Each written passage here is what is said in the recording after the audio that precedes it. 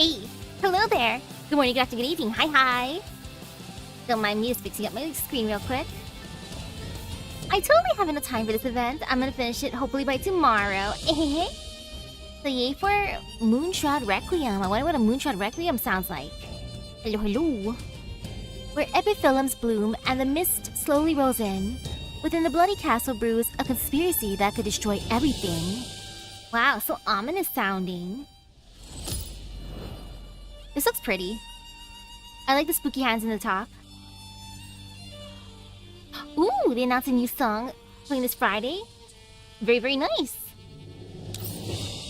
Did they ever release a video for the other one? Oh no, it was a silly band. Oops. Not the other one. But yay for the silly one. Give instrumental for Uncle's hot tub. Like father, like son. Oh my goodness, more family stuff. I love that. Wait, I'm fighting Sexton's first thing? Okay, that's gonna be interesting. Chaos. An unknown secret hides within a ruined body. She was born amidst the chaos. Or a balloon in this loading screen. Who is calling me? Ooh, the other band also posted another teaser today. And very cryptic. Ooh. You're Helena? No, you're not 043. Who are you? So there's one who hears my voice still. No, I exist no more. So why? What do you mean? Your eyes have beheld. Through them I have seen. So that is how it came to be. Yes, the one who pulls the thread of fate stands by your side. This sounds so ominous. Ooh, it also shows the lead singer's new outfit for the tour. Either that or it's an outfit for the music video. Spooky, I like that. Mailing, are you ready? Of course. I'm ready to start the scan program anytime. Great. Alright then. Sextons, please follow Mailing's instructions as they come. As a side, Sextons has been staring at my form in silence, unmoving as a statue. Upon hearing my instructions, she heeds with a nod, putting what I nearly thought to be rigid stone into motion. In she goes, to the repair pod that Mailing designated. Relax. We're doing a regular data backup and a round of routine maintenance. We'll be done before you know it. Mailing carefully straps Sextons to the table. Once she confirms that all the restraints are secure and locked, she closes the repair pod door and engages the biometric lock. With all that done, she gives me a thumbs up. Thank you, Mailing. Sextons has been pretty stable ever since Dear reinitialized her neural cloud and fixed her frame. However, when I don't give her any commands to follow, she simply stays silent, watching the Elmo dolls and humans go about their daily lives. It makes her seem a lot more harmless, but it also portrays a lack of desire to blend in with the crew. Maybe she's like this as a result of losing most of her neural cloud data. Or is she just like staring? Nothing wrong with staring. For lack of a better way to describe the situation, Sextons is more akin to an ordinary instance of artificial intelligence compared to the other dolls.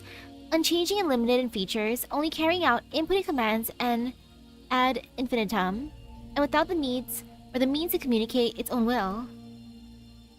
There's a silver lining, however. Sextons is far more stable in both body and mind when compared to Blue Sphere, whom we had run into some trouble with just a few days ago. We acquired some rather unexpected pieces of information the last time girls are hacked into Sexton's base layer. Ooh, that's good then. That means they don't care about the extension at all. Like, as long as you download it, it's fine. Back then, I hadn't realized just how important it was, but the explosion in Livid that happened not long after brought it to the forefront of my mind. Providing details that helped me make some predictions regarding Pardace's new research direction, as well as the nature of third-gen dolls. Right now, I lack leads and the means to gather useful information. Hopefully, we'll be able to get a decent amount of intel through Sextons. Nah. They ain't gonna randomly fire you. It's gonna be fine. Or if they do try to randomly fire you, that's when you try to get onto Tribunal. Or Adam's new show. Third-gen dolls, Bujums, the secrets behind Helena, and the experiments and conspiracies involving the relics. If we succeed, we'll be able to uncover what we need. That's right, in this desolate wilderness, this yellow zone hundreds of kilometers away from any and all help, where so much has been said and done, I could probably start making a move. Mailing, prepare. As I make preparations to begin, I spot a tiny figure out of the corner of my eye, hiding behind a machine. The figure scurries back, seeking to hide itself from my gaze, though it fails to do so completely, leaving a small strip of fabric peeking around the corner. Wait, is that Melanie? My daughter Melanie! I walk over and yank Melanie from the back of the machine. Melanie, what are you doing here? I was just looking for something that I dropped here. You dropped something here? What is it? What was it? It was... Melanie stutters, starting and stopping, but can't muster the words she wants to say. Her gaze sweeps from the side to side in a most uncharacteristic manner. Something is wrong. Keeping this in mind, I squat down and pat her head. What's wrong? Do you notice something strange? Not even a whisper leaves her lips in the face of my question. Alright, Melanie. You have to leave the maintenance room if you're unwilling to tell us. We're going to start up the neural cloud scan program soon. Any unaccounted heat source will disrupt the scan data if it remains in the room. Hold on. I had to stay. Why? I raise my communicator to my ear. You wonder how many Helenas will meet in the future? Let's collect a bunch of daughters. We'll raise them all well. Hof, come to the maintenance room and take Melanie away. Commander, wait! I just wanted to stay and confirm something. About Miss Sextons. About Sextons? Yeah. There are a few things that I want to confirm. Can I stay here and observe the scan results with you guys? I'll tell you everything once I confirm what I need to. Melanie seems to be highly interested in Sextons, sneaking glances at the repair pod even as she talks to me. Her behavior at this moment reminds me of something. Right, Melanie mentioned that when we ran to Sextons back then. I knew it. Knew what?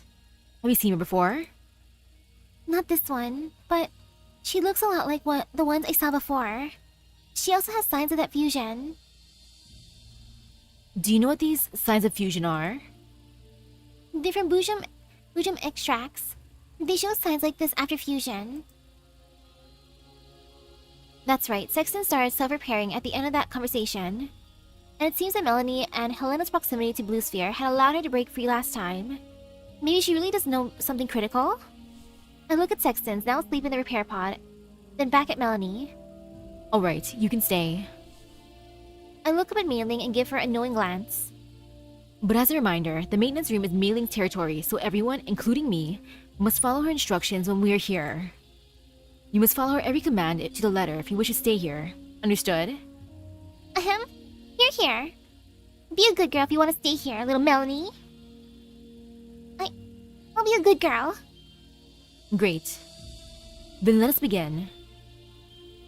The instant I issue the order, several pieces of equipment hum to life in unison, filling the maintenance room with their overlapping droning. The dolls so scattered across the maintenance room moments ago immediately gather, taking up tight formations to guard this prominently displayed repair pod. Helen, please connect to the Elmo cloud and monitor the data stream coming out of Sexton's neural cloud in real time. Understood. Klukai, please lead 404 in shooting any potential interference signals in the area. This will ensure the integrity of the data source. Got it. 404, come with me. Monitoring and defenses are all arranged and accounted for. All that's left is... Dandelion. Oh my. Why did you suddenly yell when it was my turn to be addressed? A holographically projected figure yawns herself into existence, accompanied by a lazy complaint. You know, Commander, it wouldn't kill you to use words like please, or could I trouble you with something, when talking to me every once in a while? No. Go on, do it. No. For some reason, I can't get the words out of my mouth. Commander. No. I'll do it next time for sure. Mailing's already started up the neural cloud data monitoring equipment. We're in a hurry, so let's just start excavating past data. Oh dearie, the one time I want to be spoiled by you, I get so coldly ignored. No. Despite her half-serious, half-joking complaints, the data stream on the display shows that Dandelion has already broken through the firewall within Sexton's neural cloud data. Right now, she's using a stable data module within level 2 as her anchor as she descends. Soon, her voice comes through my earpiece. As expected of a third-gen doll's frame, looks pretty sturdy. Wouldn't you agree, Melanie? Maybe. Melanie furrows her brow, but she shows no objection. Looks like we won't have to worry about any Blue Sphere tier issues happening. Indeed. Though I have to say that whoever designed the neural cloud structures of third-gen dolls is quite the malicious genius. You can tell that just from the residual data. Of course I can. I just finished a full scan of her neural space and tidied up her data structure a little. Based on the arrangement of data, you can clearly see the designer gave these third-gen dolls plenty of room to grow without restraint. They even have no force-based layer personality settings. The kicker is that they have some kind of rule embedded into them that even I'm scarcely equipped to fully decode. What I can conclude is that the stronger a third-gen doll's neural cloud grows, the more she becomes bound by that rule. Yet she herself won't realize its influence or interference. The analogy I shall pose is a human forced to wear an invisible, what is that? D-I-L-I-C-E. Stylice? Invisible stylice. They feel the pain, but they cannot determine what exactly is tearing, digging into their flesh as they persist. All they can do is live on, coexisting with the pain. Whatever a C-I-L-I-C-E is, it sounds terrible. And hello. I originally thought that this implementation was intended to limit their dangerous capabilities or restrict the targets of their hostility, for example, like preventing them from attacking the conglomerate. But the currently existing third-gen dolls all exhibit very different personalities, so I can't say what this rule actually does without asking the developer themselves. Still, judging by this elaborate, intensive neural cloud design that doesn't actually improve performance in any meaningful way, what the developer of the third-gen dolls wanted to create wasn't some novelty. They desired neither a tool nor a superweapon. It can also be surmised that they are unlike Persica, who holds an idealized vision for the future of dolls. The developer of third-gen dolls, could it be teacher? What's wrong, Melanie? Have you met someone like that before? Melanie rubs her hands nervously, seemingly hesitating about something.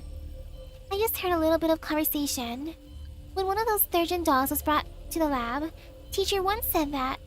I couldn't make out exactly what she was saying, but that third-gen doll called her Mother. Ooh, Mommy. Father and Mother again? Those Paradise freaks really love playing house, don't they? The words father and mother carry a lot of weight to humans. But dolls have no such concept by default. Unless it gets added to their base layer, at most, they might have a special level of respect for the creator, like an AR team. So you're saying, those dolls were designed to be her children? I already said that they have no base layer personality settings, you know? Whatever the case, it's likely that the doll herself feels as though she needs a mother.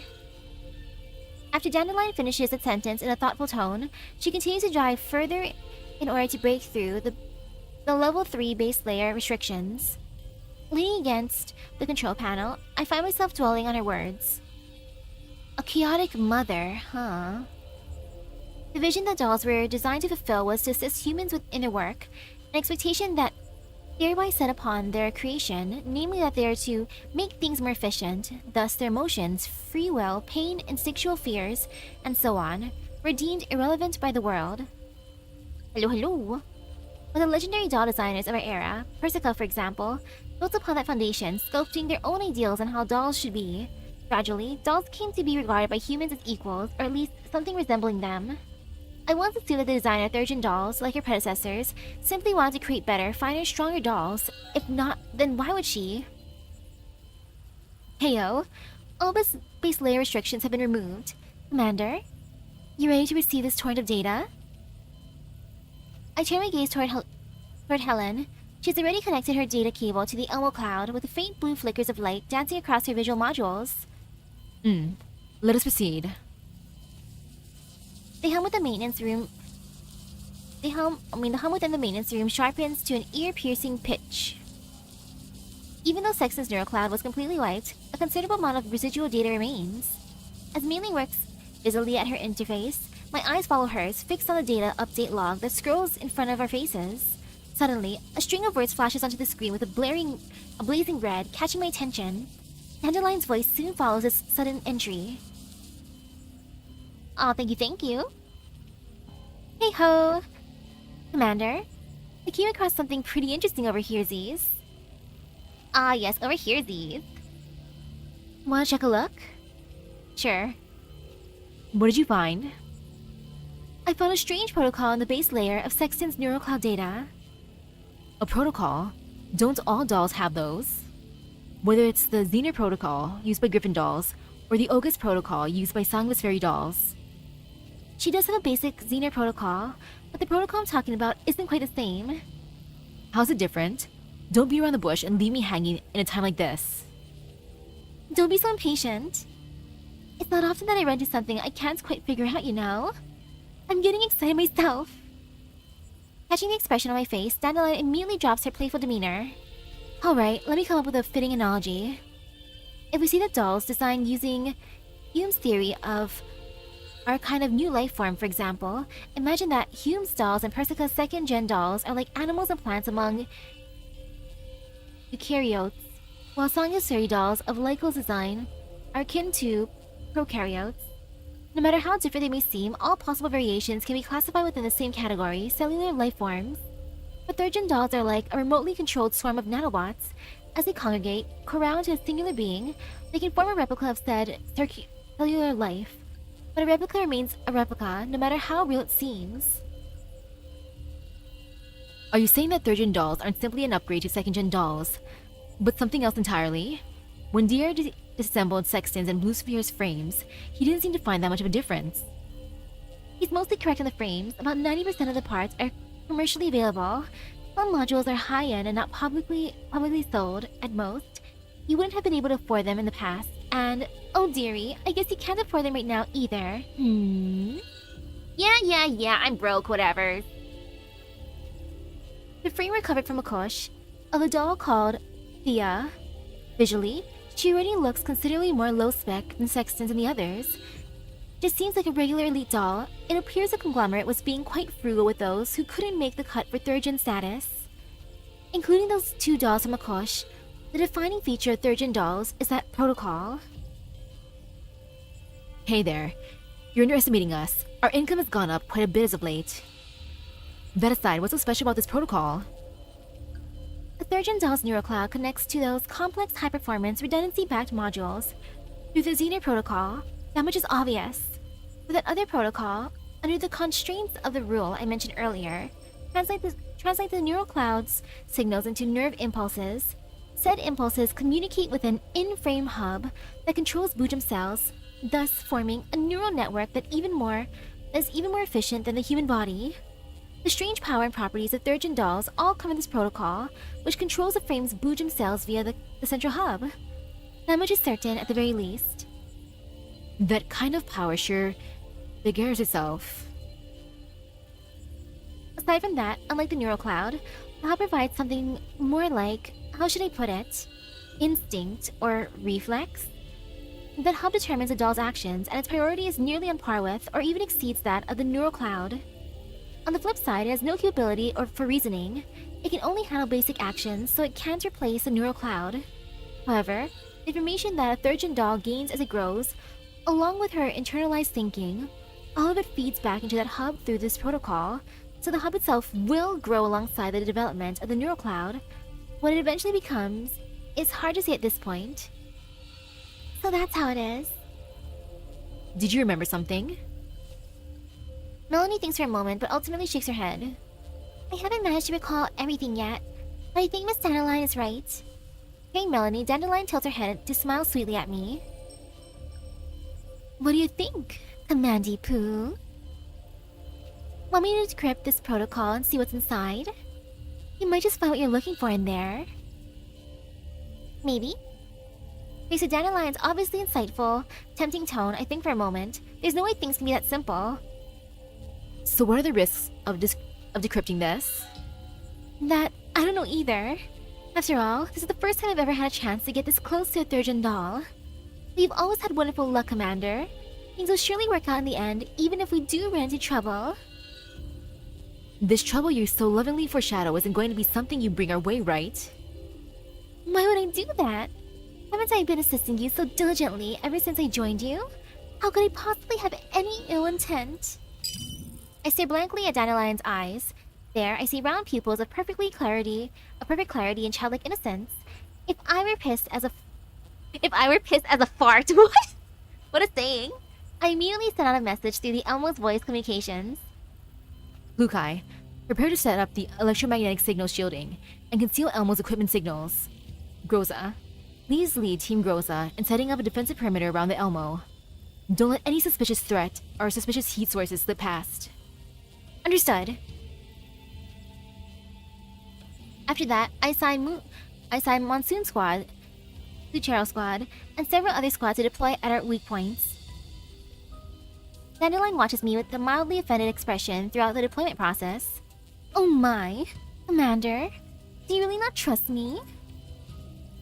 Why would you think that? I trust you very much, of course. Springfield, please bring the others still on the crew deck over to help Helen. Right, and Mailing, while you're at it, activate the Elmo's Cloud protective barrier as well. Alright, you may proceed. Yes, ma'am. Dandelion raises an eyebrow before vanishing once again in a huff. The indicator lights on the equipment flicker. My gaze is fixed on something beyond all those lights. I look at Sextons inside the repair pod, whose eyes are shut as though deep in slumber. Back in Lviv, I personally witnessed another third-gen doll, Igla, transform into something resembling a Boojum. Oh, Igla! Does it mean that Sextons has the potential to become a Boojum as well? Now that we've come this far, the question must be answered, no matter what. Seconds and minutes pass without a word from Dandelion. It appears that even the likes of Dandelion won't have an easy time decrypting a third-gen doll's neural cloud data. All I can do is wait patiently as the clock ticks by. Melanie's eyes remain fixed on Sexton's immobile frame inside the repair pod, as if making sure that she was truly hibernating. Melanie, you had something in your mind. Does it have anything to do with what Dandelion said earlier? It does. Earlier, Miss Dandelion mentioned the Boojum hub of third-gen dolls. I'm not sure if I'm right about this, but recently... No, ever since you guys came back from Lviv, I've been sensing some kind of intermittent pulse. And those pulses felt like what I sensed.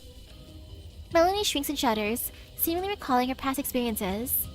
When I was in that laboratory, what I felt back then felt quite similar. Back then, teacher once mentioned that this method is a must for cultivating the Grail. Are we gonna have a Holy Grail war? Ooh! I've heard that term before. In Groza's old report regarding Sextons, it was mentioned that third-gen doll researchers once addressed Sextons as the Grail. Ah, wait, she is the Grail. Oh, that means I gotta summon her. As a Fate Grand Order player, I need to now. I wanted to summon Sextons earlier, but then I thought to myself, since Sopo's gonna come out next month, I should save up for Sopo instead. But now that I know that Sextons is a Grail, I think I have to. I'll think about it some more. But there wasn't enough evidence to determine whether this codename referred specifically to Sextons or to all third-gen dolls.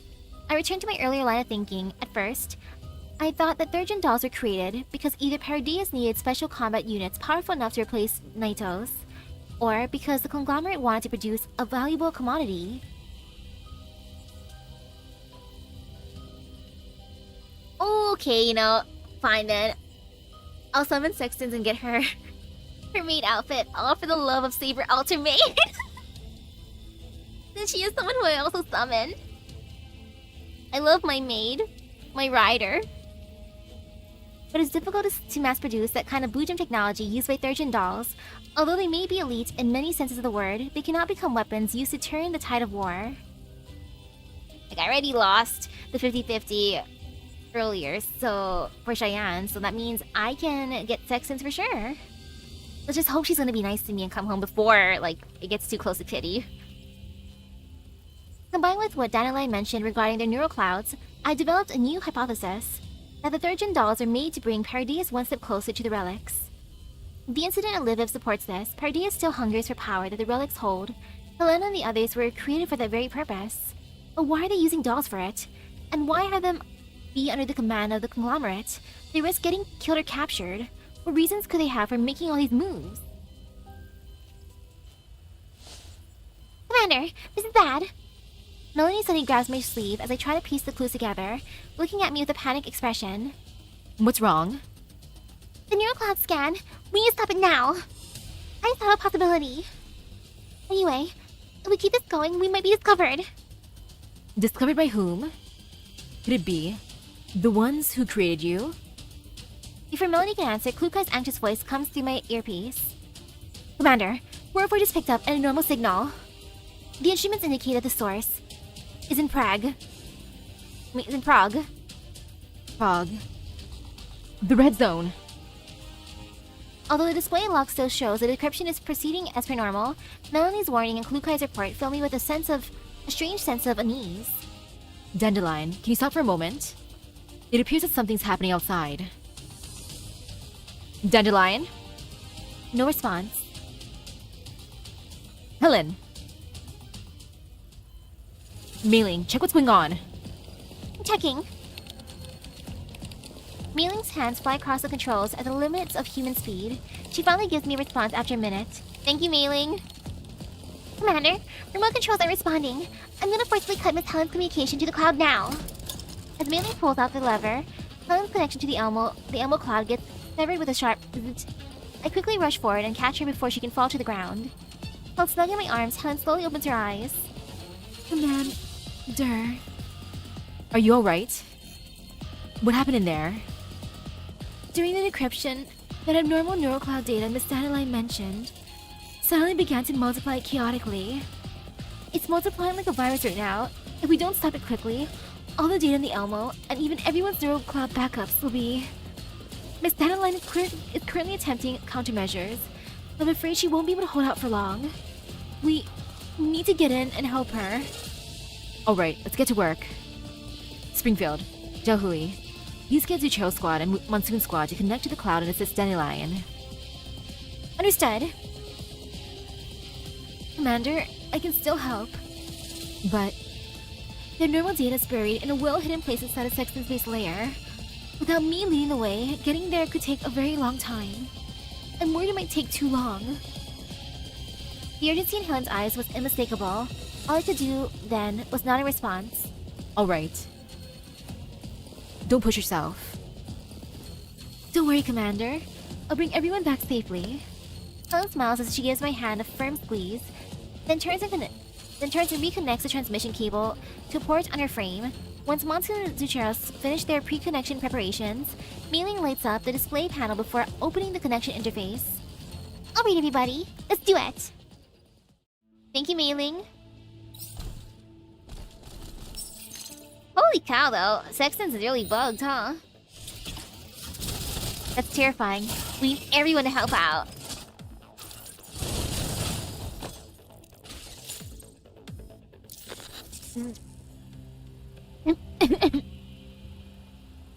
Helen is the first to open her eyes after a long wait that had me on the edge of my seat.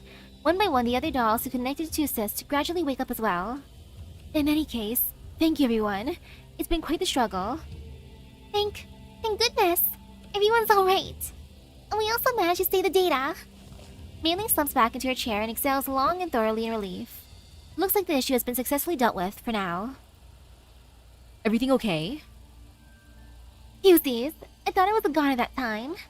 Third geners really are something else, huh? Haven't had this many surprises sprung onto me in so long. Looking at Dandelion, who only just recovered from a disastrous failure, I suddenly find it kind of hard to yell at her at the way I did earlier. But then I suddenly remember something she said before the decryption work began.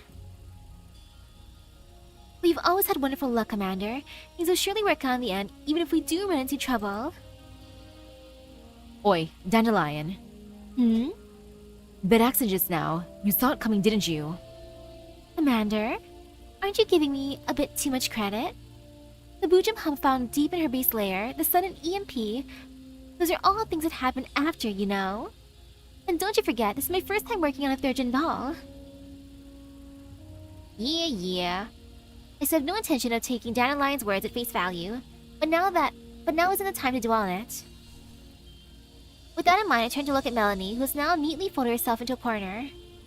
Melanie, you mentioned someone might discover us just now. Who? Please tell us. Just a moment ago, I felt something really out of the ordinary. It felt exactly the same as when Helena, I think it was some kind of pulse?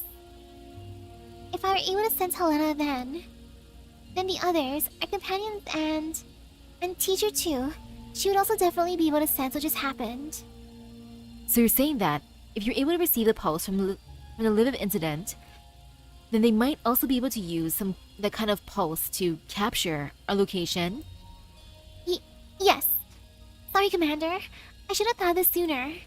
Honestly, I've been occasionally feeling similar pulses the past few days.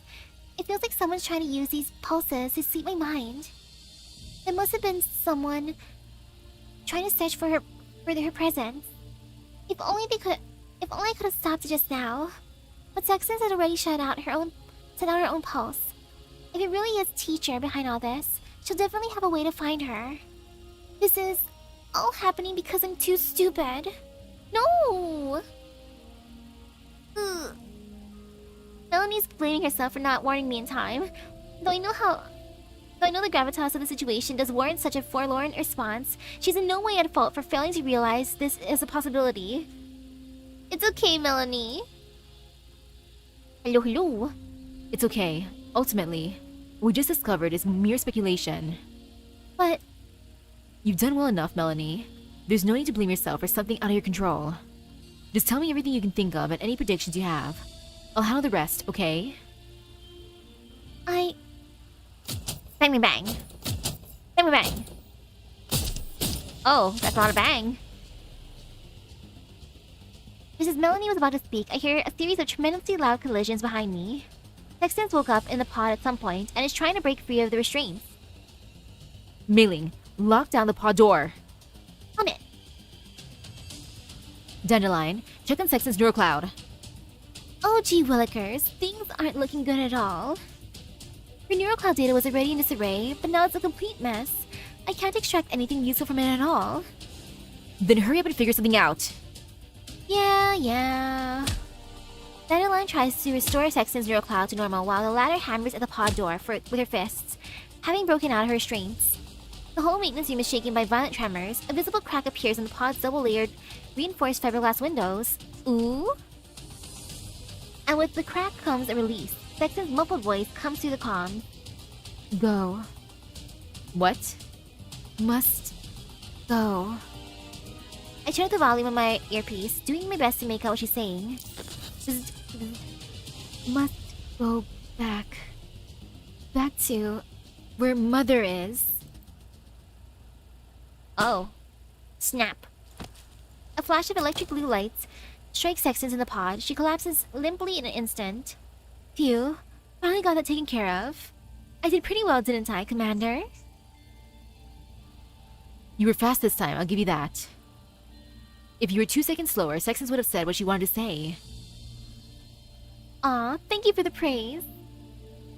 Dandelion gives me an exaggerated bow. I wonder if this woman's holding a grudge over how I refused to speak politely to her earlier. Noticing the awkward look on my face, Dandelion's grinning holographic projection drifts a little closer. Alrighty, Commander. What I did just now wasn't limited to shocking her unconscious. Okay. Here, take a look at this. A log entry appears on the pod's in-chamber screen. Looking at the orderly arrangement of characters, something suddenly clicks in my mind. These are coordinates. That's right. It hasn't been fully decoded yet, but data using this kind of encryption can only be coordinates.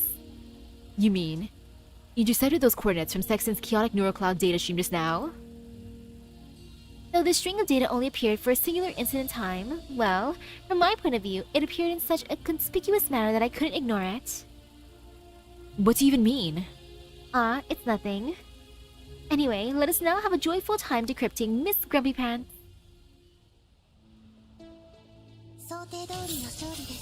Thank you. Thank you, Dandelion. You're so helpful.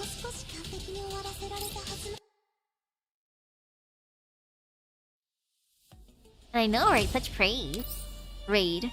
One can encounter enemies at any time on the way ahead, but make thorough preparations. It should be fine. 2 hours later.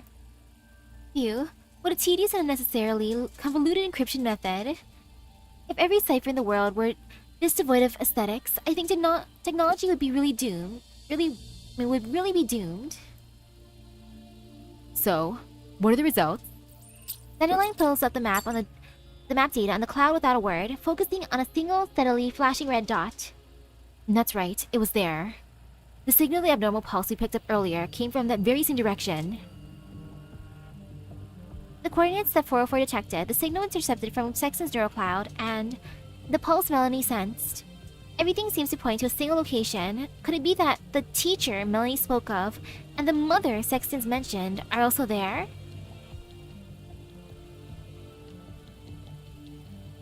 STAR-15, please come already. I need someone to share the burden of Dandelion's mug.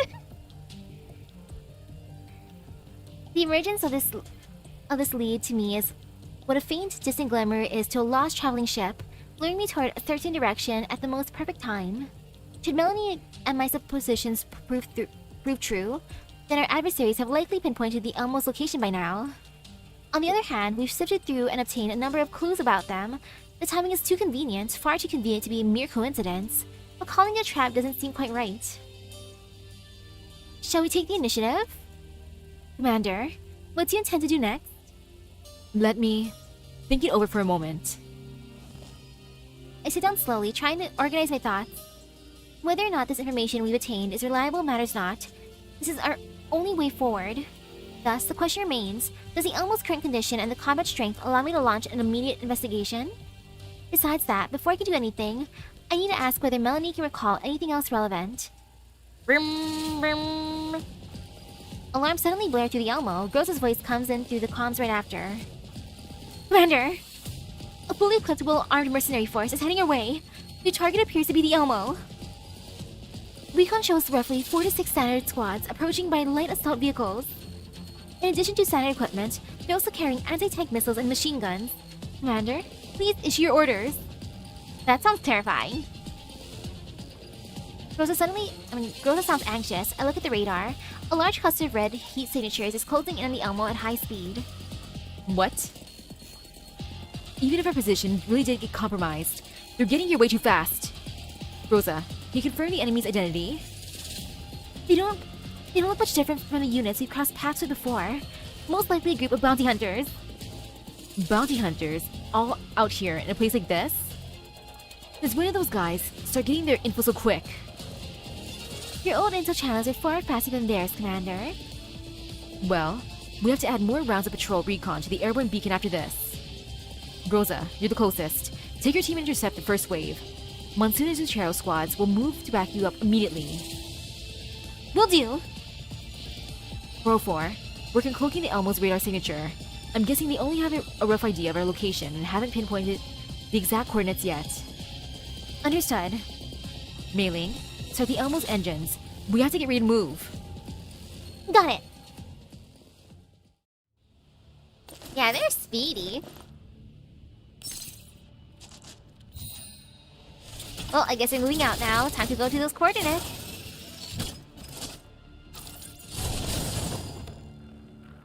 Whee! Thank you, team.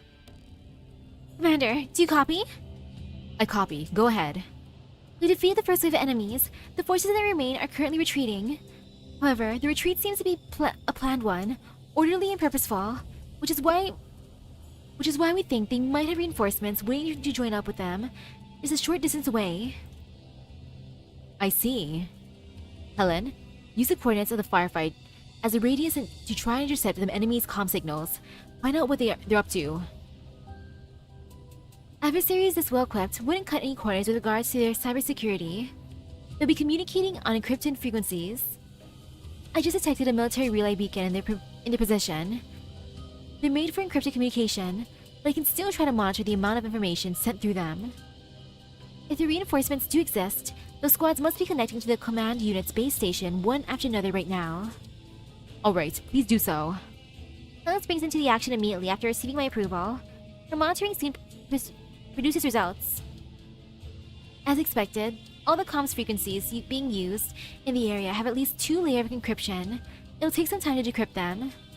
That aside, the relay beacon I detected just now is carrying several times more traffic than it was during the prior battle. It also has over 20 new network nodes added. A preliminary estimate puts our opponent's reinforcements at around 10 units. Wow, that's a lot of folks.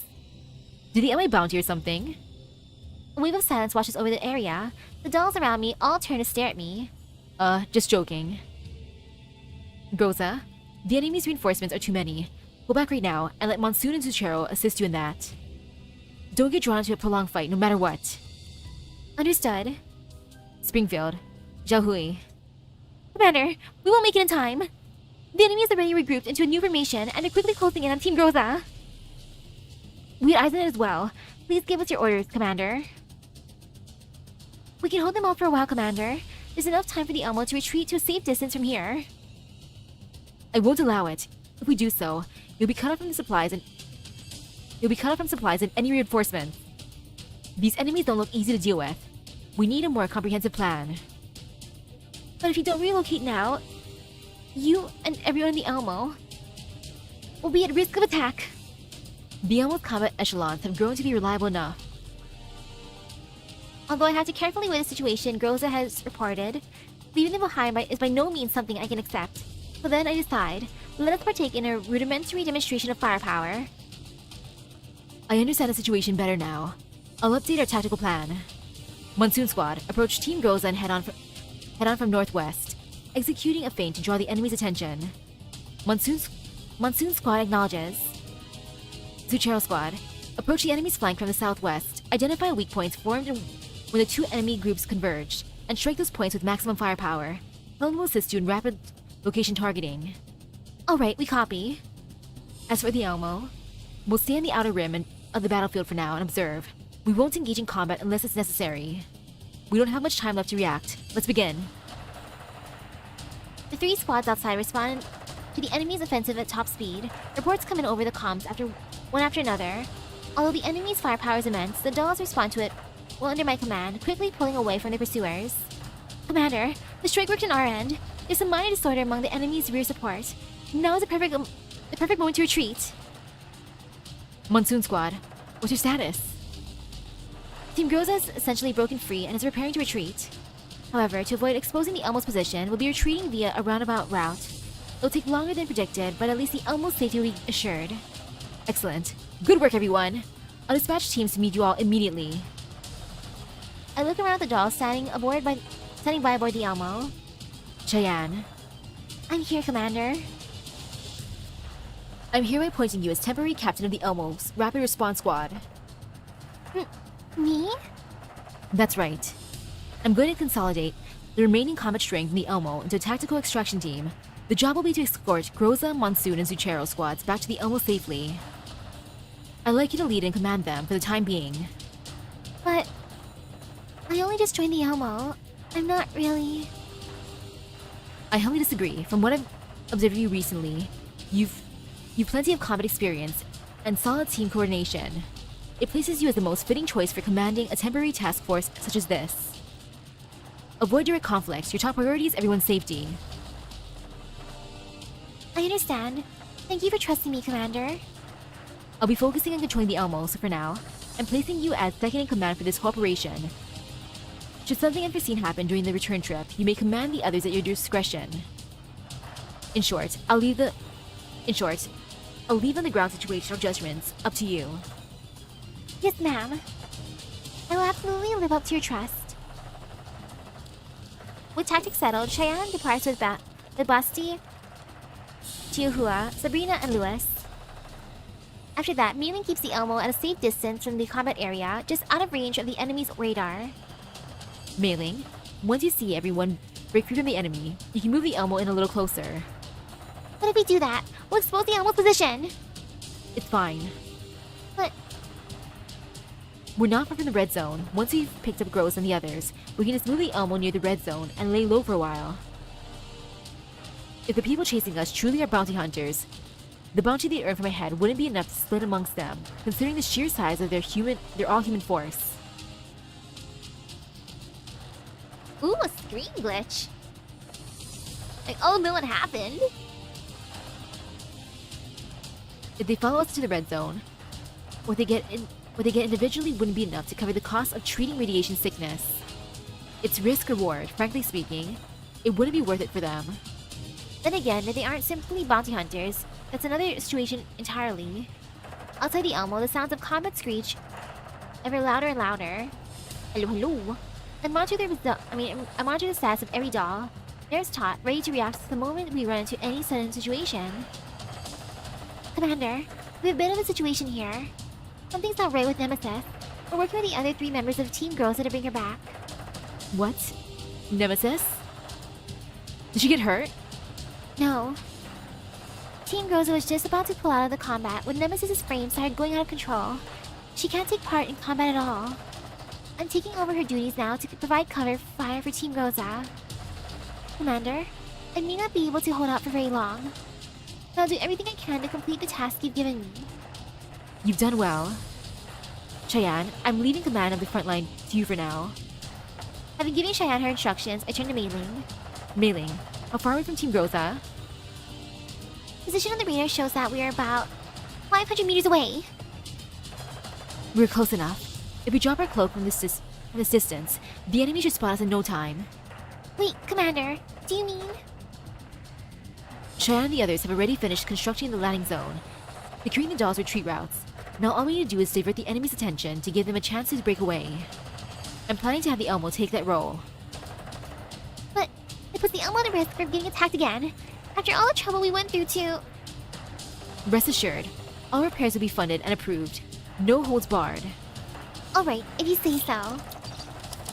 Mailing taps the controls a few times, dropping the Elmo's electronic radar camouflage. The instant the Elmo drops his cloak, the heavy weapons of the enemy has been holding back on waste no time joining the party. Wah! The enemy's firepower is way stronger than I imagined. Commander, can the Elmo really hold out? Whatever the case, start by activating the force field and defense systems. Boom! Bang! Shells explode one after another around the Elmo. Thanks to the recently installed anti-air defense system, the Elmo only suffers shrapnel grazes amid the bombardment. Even so, I can't be sure if we'll be able to drive the Elmo into the red zone smoothly after picking up the squads outside. Whatever happens, getting the dolls I sent out back onto the Elmo is my top priority at this moment. Commander, grab the handrail! Whoosh! The sound of the incoming shell draws closer. After a violent shudder, the shell tears a wound through the Elmo's force field. What follows is yet another round of ear-shattering screeches, signifying steel cutting through the air. Wah! The Elmo's appearance was way too effective. Now everyone should have a chance to retreat. As if to confirm what I've been saying, the Elmo's comms light up one after another with replies from the squads. Commander, the Elmo's drawn away nearly all the enemy's reinforcements. We managed to cut their engagement with Team Groza. Still, are you able to hold out over there? Don't worry, they can't do much damage to the Elmo right now. Monsoon Squad has also adjusted our tactics. We're carrying out pinpoint strikes against the enemy's harassment unit. Alright, you're all doing great. Cheyenne, what's your status? Any chance to pull back? We just successfully linked up with Team Groza. Right now, we're moving toward the landing zone at top speed. ETA 5 minutes to boarding. Commander, thank you. I'm just glad you're all coming back safe. Yahui, Springfield, have Monsoon Squad and Zuchero Squad prepare to retreat. Some minutes later, I see all 4 squads on the radar successfully board the drones, approaching the Elmo's position from the air. Mailing, locate the closest red zone coordinates. We have to retreat as well. Great! I share your coordinates to your terminals. Once the coordinates pop up, the systems automatically calculate the optimal pickup and retreat route. The closest red zone is roughly 50 kilometers away. With the Elmo's speed in mind, we should be able to shake our pursuers within an hour if things go smoothly. An hour? Commander, everyone outside has managed to disengage. Well done, Mailing. Begin the retreat along the route I just laid out. Got it. Everyone, stay sharp. I'm turning off the Elmo's defense mode. Once we confirm that everyone has been brought aboard, Mailing drops the force field and the vector engine restrictions. The Elmo begins running at full speed. Boom, boom, boom, boom. Without the protection of the defense mode, the attacks of the Elmo immediately take a turn for the worse. Turning the waist at full speed, the Elmo weaves through shells falling like rain. Thanks to Mailing's exceptional driving, we manage to avoid being overwhelmed by the barrage. But the Elmo can't return fire while moving at top speed. I quickly feel the enemy's attacks becoming more intense. Commander, the enemy's weapons seem much more powerful than we've faced before. We can't dodge them all. Brace for impact. Boom! Mailing barely manages to swear away from that one shell, but another slams squarely into the side armor, Mailing and I are thrown sideways by the shock. What fierce firepower! Mailing! I'm okay, but if this keeps up, our escape route will be cut off. As if to confirm Mailing's statement, I hear several more shells streak past the Elmo's roof. Eh? Was it a dud? The expected shatter never comes. We usually got hit. We should have been hit. Just as I worry that the enemy might be using something worse than ordinary shells, a familiar, reassuring voice comes through the earpiece. Did we make it in time, Commander? I look up after hearing the sound of the rotors over the comms and notice what appears to be a small figure on a circling helicopter waving in the Elmo's direction. Alva and Messina have been away from the Elmo for long stretches ever since the Live incident. They do it to honor their agreement with StateSec, operating across the URNC to carry out various missions. To be honest, I wasn't expecting them to be back this soon. Judging by the timing, they might have been handling a mission nearby. You came at just the right moment. Glad to hear it. Don't worry, Commander, for Messina's on the ground, laying down fire on the enemy. Once they've been pushed back, we'll help everyone retreat to the Elmo. I'm sending the rendezvous coordinates to the Elmo's receiver now. We've already scouted the area in advance. It's the safest place in the vicinity. Doubt it. How'd you explain over the comms? We'll talk in detail when we meet. We also brought a StateSec specialist with us this time to help us get the Elmo out of danger. Understood. Thank you for the assist. Mailing, once we pull out of the engagement zone, deploy the helipad so Alva and the others can land. Got it. Thank you, Task Force Defy. Alva and Messina would be such good help. Oh my, Messina's firepower especially. New friend. The joining of a reliable friend puts everyone at ease. New friend.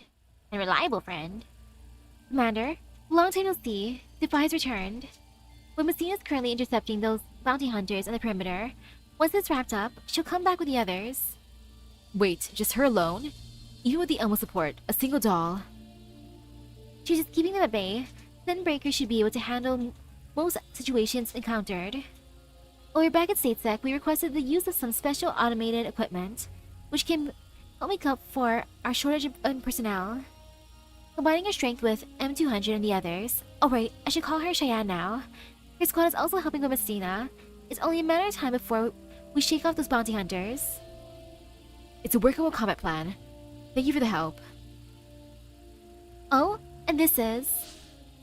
Alva steps to the side, revealing an unfamiliar doll behind her. This must be the StateSec specialist that she mentioned earlier, who will be working with us. So this is the commander, huh? Nice to meet you. The unfamiliar dog gives me a mysterious wink for some reason. I feel as though I've seen her somewhere before. Do you know me from somewhere? Well, sort of. Alva and Messina have shown me your file, if that counts as knowing you. Since I'm the one who knows the commander's name, it seems a little unfair, doesn't it? It might be better if I formally introduce myself, perhaps? The familiar dog sends her hand toward me with an indecipherable smile on her face. I'm a doll from a Special Operations Task Force under Statesec of the Neo-Soviet Union District. Pritia. Statesec. Pritia. Wait, isn't that name? I realized that Pritia might be that Statesec doll with some connection to Groza. But now isn't the time for that topic. Besides, I still don't know her exact identity. Let's hear what Alva and the others had to say first. My mission this time, let me see, is to temporarily serve as Alva and Mastina's partner, I think? That's right. Pritia has served Statesec for a long time, having participated in numerous extreme risk covert operations. She has proven to be an experienced and highly reliable companion. I study Pritia carefully. If she's a Statesec doll who carries out covert missions, I should be sure that I've never seen her before, so why does this sense of familiarity come from? Or where does this sense of familiarity come from? Oh my, looks like the Elmo's gained yet another reliable companion.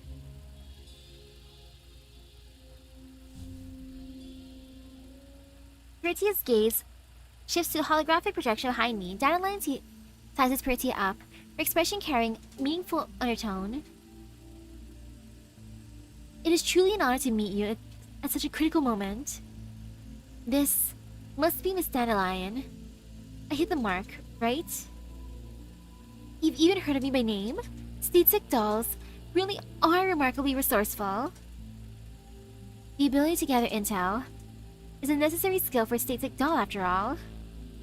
You're senior consultant hired by the URNC government and the creator of the URNC system super AIs Heli and Iffy.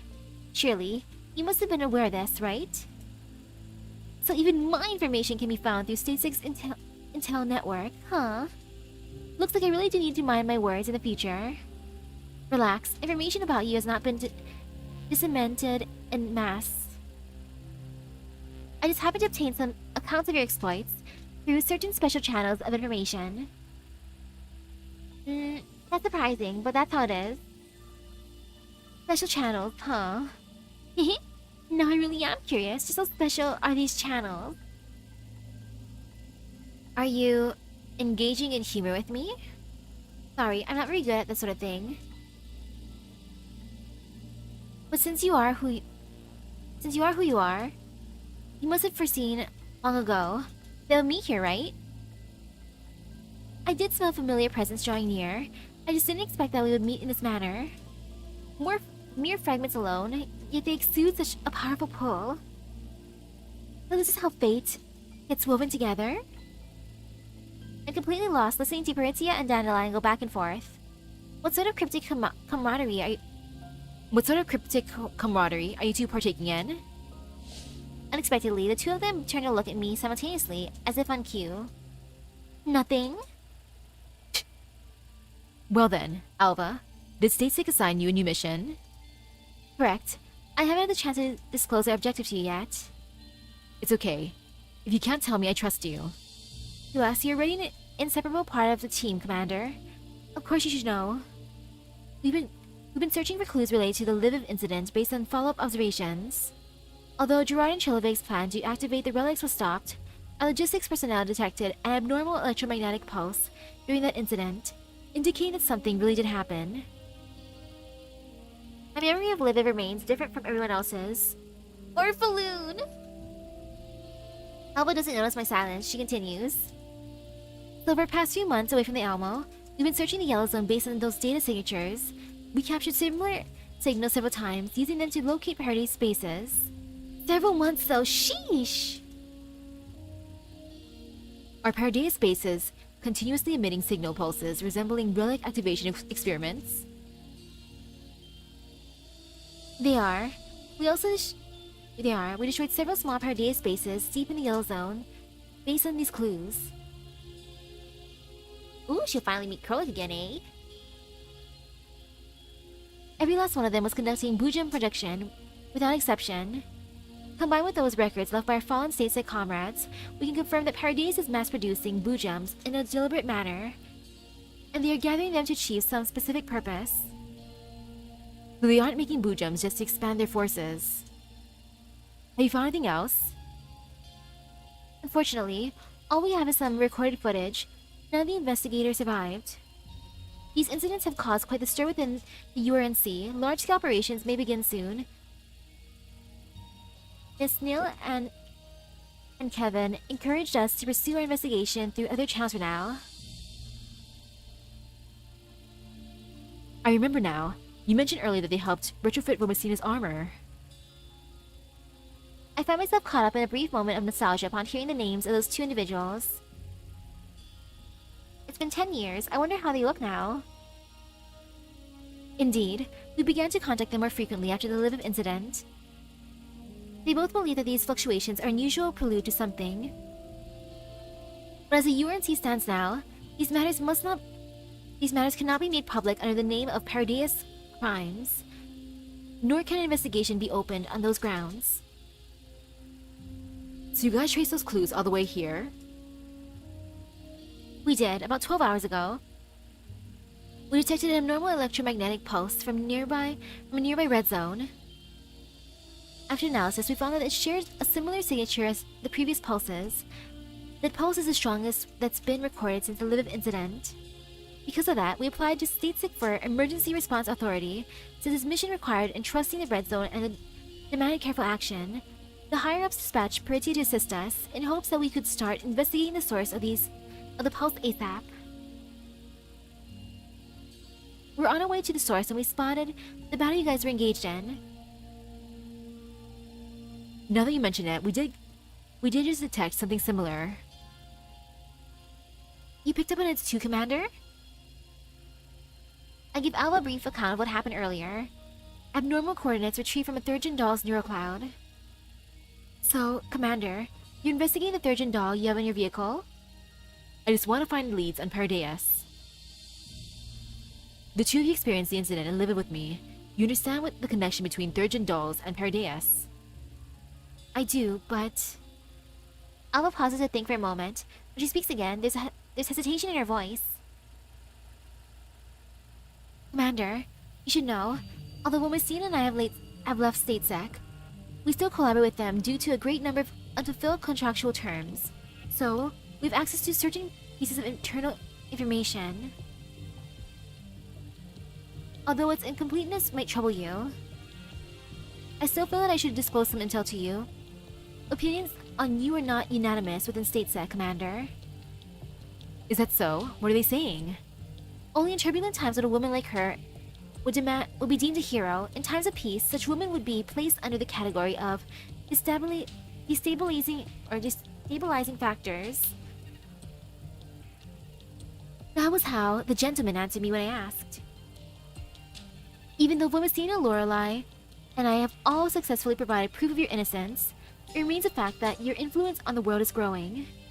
In a short span of time since the Liv incident, not only did you help overthrow such Fabman's factories in the Yellow Zone, you also signed a collaboration with the up-and-coming Connection Corporation.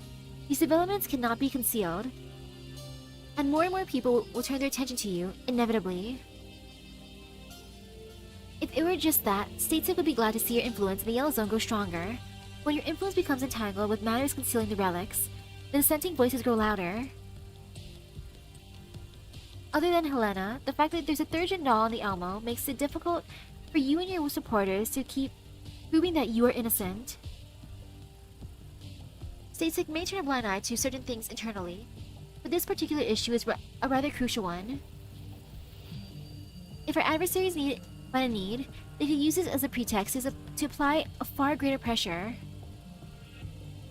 So you're suggesting that I let the conglomerate take them back, allowing them to keep helping Paradius?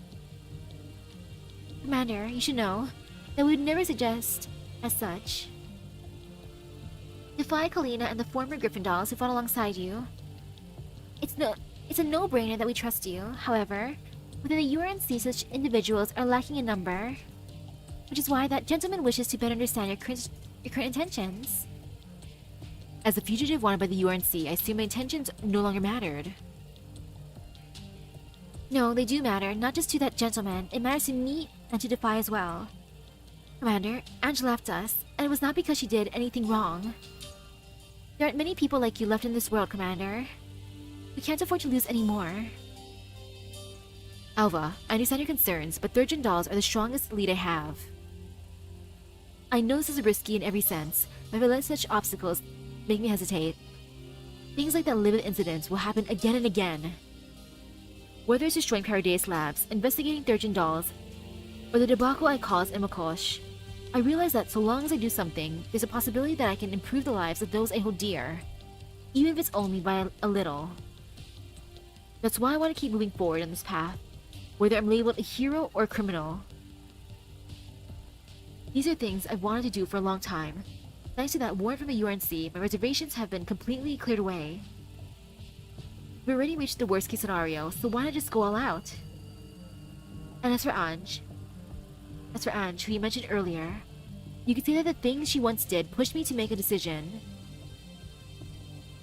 Ange did once fall into the dark, but before she left us, what was reflected in her eyes was a dawn. Perhaps I just suddenly want to bring about the world that she, and so many others like her, envisioned. And now I feel like I can do far more compared to who I was a decade back. Strange, isn't it? The forces I call upon now don't even amount to the 10th of what I had before, yet still. Commander, to be frank, your words make me happy, but they also worry me a little. Even so, I'm convinced, once again, that Defy's choice to follow you was the right one. Thank you. With that in mind, Alba taps her earpiece. The indicator on her comms module goes dark. She leans in close and speaks in a whisper just behind my ear. Commander, what I'm about to say is just a personal reminder for me. If you intend to investigate or make contact with Thirteen Dolls and the developer behind them in any way, please make sure William and I are present as your escort. Why? Statesic hasn't reached a conclusion yet, but our available intel is enough for us to derive an obvious one, that our opponent is unlike any enemy we've faced so far, and that the extent of the danger is incalculable. I would then turn her comms module back on, picks up the tablet, and projects a set of coordinates onto the terminal in front of me. Since both of the leads among us point to the same dangerous region, something likely did happen there. Pertia, can you help me adjust the map to the region that the pulse originated from? Of course I can. I thought you and the commander were going to whisper in private for longer. We're on duty now. Those are just routine work-related discussions. Yes, sure. I understand. Pertia smiles, then projects a map into the air showing the coordinates. Right here. Inside the red zone, 34 km west of Prague Center. Then objective is clear.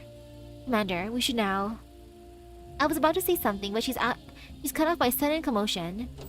Right after, the door to the Elmo's ops room opens. Krolik walks in as she argues with the dolls inside her about something. Yet the moment she lifts her head, she stops dead in her tracks, as though she just saw a ghost. Why are you here? I look towards Krolik and realize that the you she's referring to is none other than Pertia, who has only just arrived on the Elmo today for the first time. I wanted everyone to have a nice sit-down conversation after everything serious was settled, but from the look on Krolik's face, this is probably not the right moment for that. Krolik, is this the Pertia you've been searching for all this time? Of course. If it weren't for her, I... Forget it, I'm just glad that you're safe. I actually have so many things I want to tell you. The Elmo's a wonderful place. From now on, why don't you... Hey, Pertia? Sensing the confusion in Pertia's eyes, Krolik tentatively calls out to the other doll by name. Have you... met me before? That seems to be the case. Oof. Through the long silence, Krolik's expression shifts from confusion to displeasure, until finally boils over into a fury that makes her charge forward. There's a limit to how far you can take a joke. I thought you got hauled off to be scrapped by those doll arena bastards back then. Did you have any idea how worried I was? I was originally planning to thank you properly when I saw you again. But what kind of attitude is this? We were... Hey. You're tanking my rep by reacting like that. Krolik grabs Pertia by the collar. Their eyes lock as though she were trying to dig up memories. Dig out memories of herself buried deep within Pertia's neural cloud. The standoff drags on until a tall figure appears, places a hand on each of their shoulders, and pulls the two of them apart with ease. Please do not interfere with state-sec personnel on duty. Huh? I'm sorry, Miss Krolik. I didn't have the chance to explain just now. Retia suffered damage to her neural cloud in a previous mission. She can no longer remember many things. So, she's not pretending that she doesn't know you. Mission? Neural cloud damage? They're saying that she's with you guys? The doll arena mission you mentioned was likely one of the incidents that damaged her neural cloud. After Statesec recovered Pertia, they assigned her to only handle support roles and field missions. Pertia doesn't seem to show any additional emotion in response to Krolik's big outburst. She simply smiles politely. A Statesec doll? So when you did all that in the arena, was it for a mission? But if it was a mission, shouldn't you have looked out for yourself first? Oh right, if her neural cloud was damaged, I can't even ask her about it. Damn it, why? Nemesis is the same too. They all make it so hard for me to rest easy. Krolik says nothing more. As if struck by some kind of serious blow, she does something unlike herself. She walks to the corner of the room and sits down quietly. Aw. When Messina steps forward and hands me a document. Commander, I brought back the doll called Nemesis as you requested. She appears to have returned to normal and is currently undergoing a neural cloud scan in the repair pod. So what exactly is going on? Why did Nemesis suddenly malfunction? Rosa, can you describe in detail what happened during the operation? Things are pretty chaotic back then. It started while we were in combat with the enemy. Nemesis ignored several of my orders in succession and didn't respond to me calling her.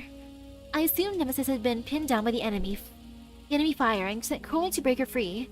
However, once Krolik got close, she realized that Nemesis seemed different from her usual state. It looked like someone was interfering with her neural cloud. Neural cloud interference again. Sexton said the same thing earlier. I recall how back when we accidentally stumbled into a Paradise religious ceremony, Nemesis had reacted strangely to the proceedings. Nemesis and Sexton's malfunctioning one after another, were they both affected because of that pulse? Was caused by Paradise? I want to check on Nemesis. Commander. It'll be alright. If you're really worried about it, stay on my side, okay? Understood. Rosa follows me behind as we pass through the corridor and enter the maintenance room. Nemesis appears to have regained consciousness. She is undergoing a scan under Mei Ling's guidance. Mei Ling, how is she? Doesn't seem like there's anything unusual going on. Miss Helen helped me too, but still, I don't think we found the cause for the malfunction. Nemesis, how are you feeling? Right, I forgot to call Krolik over. Thinking back on Krolik's state right now, maybe it's better to leave her alone. Surely, I should be able to understand Nemesis a little after watching Krolik translate for so long. I steel myself and try speaking with Nemesis directly. Nemesis, did you sense something while fighting the enemy earlier? A flower swaying in the breeze, gathering, parting, both are as haze. Nope, didn't understand a thing. She's saying that she felt herself being summoned by some kind of decisive fate. Pertia? You can understand what Nemesis is saying? Yeah, I do have this rather unexplainable ability. It does come in handy every now and then, wouldn't you agree? It's a very valuable ability. This sending you to assist Defy really was the right call. You're far too kind, ma'am. Still, showing off unexpected abilities at critical moments is something I quite pride myself on. In any case, since Miss Krolik's mood hasn't recovered yet, is it alright if I temporarily serve as a translator for this lady? Yes, please. After a difficult round of questioning, I finally managed to learn something about Nemesis' condition through Peritia's translation. Nemesis explains that she lost control of her frame earlier due to some kind of intervention. She vaguely sensed the same thing at the exact moment when Sexton's lost control. Back in combat, however, the intervention suddenly grew stronger, directly causing her to lose control of her frame. As for what this intervention actually means, Nemesis does not make it clear. From her descriptions, it appears that she herself only understands it vaguely. She just calls it fate, or some kind of behavioral logic that cannot be found anywhere within her neural cloud. These strings of phenomena form an interwoven network of clues, enough to suggest that something worth discovering is hidden deep in the red zone. Looks like we have to head into the red zone to investigate. I gather everyone in the ops room. Everyone, I'm preparing to head to the red zone for mission. Although it's just recon work, our current situation is fairly complex. We may encounter things that we've never had to deal with before.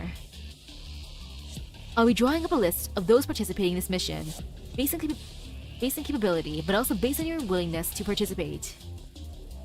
It's been a while, but this will be the first time we conduct a mission inside a red zone. We'll need to make proper preparations for protective gear and comms equipment. Mailing. Take inventory of what equipment is left in the warehouse and... There's no need to go through such trouble. Our helicopter's carrying enough protective gear and comms equipment.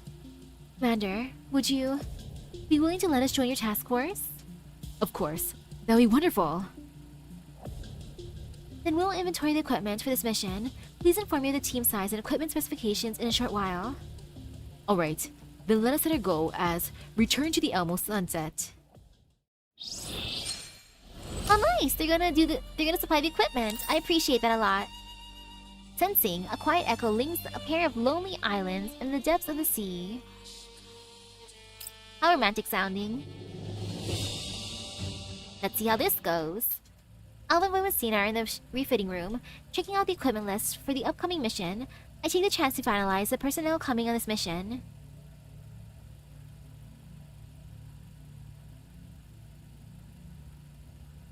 Like, I'm fine with the story and then battle and story.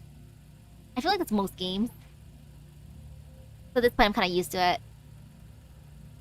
I begin by selecting 404, a squad possessing an extensive combat experience in red zones, to accompany me. Because our special equipment is in limited supply, I can only bring one more squad along, which leaves me feeling somewhat conflicted. Both Monsoon Squad and Zuchero Squad have assisted me on a mission involving Paradise base before. The performance has been quite reassuring. Besides them, the new dolls who just joined the Elmo may still be in their adjustment periods, but they each have their own strengths and specialties. After what just happened with Sextons, I realized that I really do need to assign a strong, well-coordinated team specifically to keep an eye on her. What's more, we just exposed our location in front of those mercs. I must leave enough forces on the Elmo for its own defense. I also have Team Groza. If I pull Team Groza away from the Elmo, I'll need to get another team to look after Helena and Melanie. Commander, I want to come too. Melanie has been peeking at me from every corner of the equipment room ever since I announced the trip into the red zone. Right now, she's on her tiptoes, peering at the mission roster. You want to come? Where exactly do you want to go? I want to go with you and the others into the red zone for the investigation. There must be plenty of Paradise traps over there. I can protect you, Commander. Okay. How exactly does Melanie plan to protect me? Do you have a box like Helena's? Melanie shakes her head. Do you have a way to jam radar so that the enemy can't spot us? Melanie shakes her head. Then? I'll find a way somehow. Right, I can still help, for example. I can still disguise myself as one of their Helenas and infiltrate the Paradise base like what I did last time. That way, we have a way to go straight in and grab lots of internal Paradise data. If things go well, Commander, you won't need to use much firepower to destroy the base this time. But last time we were discovered by Anita really quickly. They won't be caught off guard this time. Besides, how do you know that they definitely have Helena's over there? I only ask that offhandedly, but something clicks when I notice Melanie suddenly shifting her gaze away from me. Has Melanie been hiding something else she knows from me? Right, the way she suddenly insisted on coming along with us raises my suspicions as well. Could it be? Melanie, about what happened earlier, is there something you haven't told me? How did you know that? Realizing her slip of the tongue, Melanie hurriedly puts her hands over her mouth. I knew it. Melanie, did you sense something about the Helenas again? Melanie turns away, showing me her back. I promised that girl that I wouldn't tell anyone about it. If that's how she puts it, Melanie definitely did sense the presence of another Helena. And judging by what we know so far, that Helena is somewhere inside a Paradise base, in the depths of the red zone. Looking back at how Helena once sensed Melanie, if we really do want to get to the bottom of all this, bringing Melanie along will make things much easier. But should I really bring Melanie into the red zone just for this? This is way too dangerous. It had so much unpredictability to our investigation. Plus, I also have to think about whether or not to make this new discovery a secondary objective of the mission. Looks like Melanie still hasn't told me everything. I should get things sorted out with her first. Melanie, why don't we try talking through this together? Tell me everything you know. If this is important, I'll bring you along to rescue that Helena. Really? Yep. I won't go back on my word. Melanie turns to face me after some hesitation. To be honest, I've been intermittently hearing that girl's voice ever since you all came back from Lviv. Is it like how you're able to sense our Helena? Yeah. The voice is different in that it's always been really faint and weak. I can only hear it at certain particular moments. Particular moments? Yes. She seems to be in great pain every time I manage to sense her. It feels like something is draining her life dry. Abnormal pulses, the connection between Thurgeon dolls and Boojums, and yet another Helena. I have no concrete proof yet, but instinct tells me that what Melanie is describing appears to be tied to the events that Alva and the others have been investigating. Melanie, can you tell me what the two of you discussed? We didn't actually manage to talk much, but she seems to know a great deal about what's happening on the outside. Especially things about you, Commander. She knows me? She said that certain individual nearby who pulls the thread of fate was the reason why she could establish a connection with me. She also brought up the Lviv incident. What did she say? She asked me what's become of the people in Lviv after Nirvana opened. This is the first time anyone has brought up the opening of Nirvana since the Lviv incident. I assumed that was what happened. I assumed that what happened might have been a hallucination of mine, but now I'm suddenly being told that someone else had witnessed it. That someone is another Helena, no less. This Helena must be someone important. I have to find a way to track her down, no matter what. Time to add a new daughter to the team. The list of things to investigate grows yet again. Commander. Melanie tilts her chin up slightly, looking at me with pleading eyes. I told you everything I know. Please, can you take me with you? What Melanie said makes logical sense, and it doesn't sound like she's making things up to get her way. Besides, the matter of Nirvana is not something she could have thought up with just her imagination. If what she said is close to the truth, then it is extremely important that we investigate this other Helena. At the very least, it must be listed as one of our main objectives. Melanie's presence does significantly increase the chance of success. Otherwise, we'd be plunging headfirst into the red zone with our radar disabled, and it would probably take too long to even get a sense of what's happening in there. Safety is indeed a major concern. While Melanie has no need to fret with regards to radiation as an immune individual, we'll have to allocate personnel to protect her should combat happen. At the very least, we must direct her from danger before it's too late. Still, I wish to only probe the locale for now, so avoiding direct combat is also part of the plan. With that in mind, I'll need to assign an extra squad to ensure Melanie's safety. Alva and the others brought plenty of special equipment that should come in handy. It should help make that issue of our lower manpower less of a pain point. Alright. I think I understand the gist of what you mean. After thinking it over, I summoned Groza to me alone. Groza, aside from 404, I also want you to bring Team Groza along on this mission. Aside from providing combat support, your priority will be to keep Melanie safe. Eh? You're bringing Melanie along, Commander? Yep. Melanie has uncovered some new leads that could help with our search. Thank you, Commander. But let's be clear about this beforehand. You must stay close to Groza and the others. And you're absolutely not allowed to run off on your own. I'll be on my best behavior. Then I and the others shall do our best to protect Melanie. As for Nemesis, should we make separate arrangements for her? No need. Just run the team as you usually do. Be it Nemesis, you, or the others in Team Groza, you've all been my companions on the Elmo for the longest. I can't just stop trusting you guys over some unexpected accidents. Commander. Besides, Nemesis does have a number of mysteries surrounding her. I have a feeling that this mission could help us solve them. Understood. Leave the rest of the arrangements to me. This time, I won't let you down, Commander. I'm excited for that free nemesis for the next event.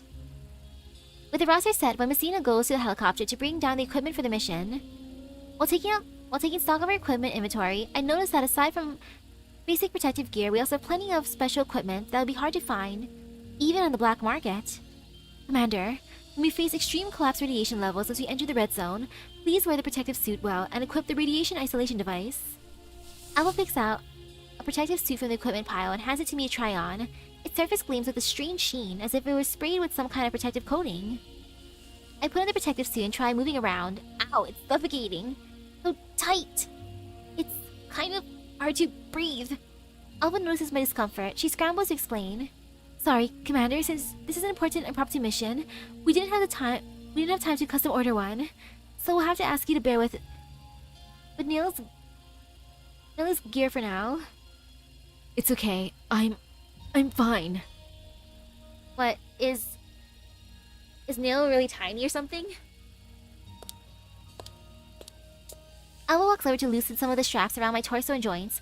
Her shimmering gaze meets mine. She produces a somewhat flustered laugh. Is that better, Commander? Much better. Alva carefully checks the suit's airtight seal, then hands me a brand new set of comms equipment. Also, these are Shoda communicators. I'll be distributing them to mission personnel in a short while. Red zone radiation will interfere with the comm signals. These devices will ensure that we're able to remain in combat, or in contact with each other, or inside. We also have weapon cases loaded with heavy weapons and ammunition. I'll distribute some of these to each squad before we depart. Still, these weapons are dangerous, so they need to be used with care. And Alva pauses, then continues with a feigned casualness. To be honest, we only managed to make it here this easily thanks to Miss Kalina pulling a few strings for us. Really? So she's also been assisting you guys? It seems she's finally found something she wants to do. Indeed. Although she's currently dealing with a conundrum, she found a way to contact and help us as much as she could. This is why I think you shouldn't worry about her too much. Someone as smart as Miss Kalina will always find a way to take care of herself. Miss Kalina told me about a certain something, by the way. I think you may want to know. What did she say? She said that she came across a doll who looked very much like Groza. A doll resembling Groza? It's probably a doll using a similar frame model. That is one possibility.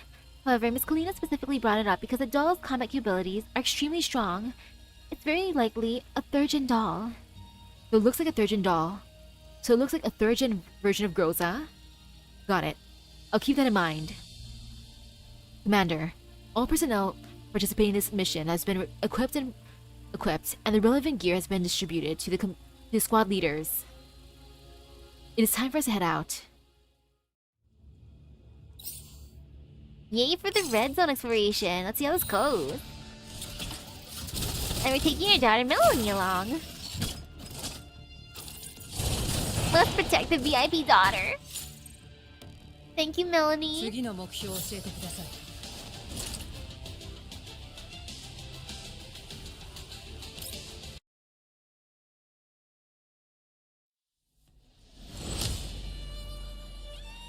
Must collect all the Groza variants at that point too. Okay, fighting a Paradise doll. Endangerment. The collapsed epithelums bloom through the ruined palace, and danger fills the air like an insidious radiation. Oh my, oh my. Oh, edgy sounding.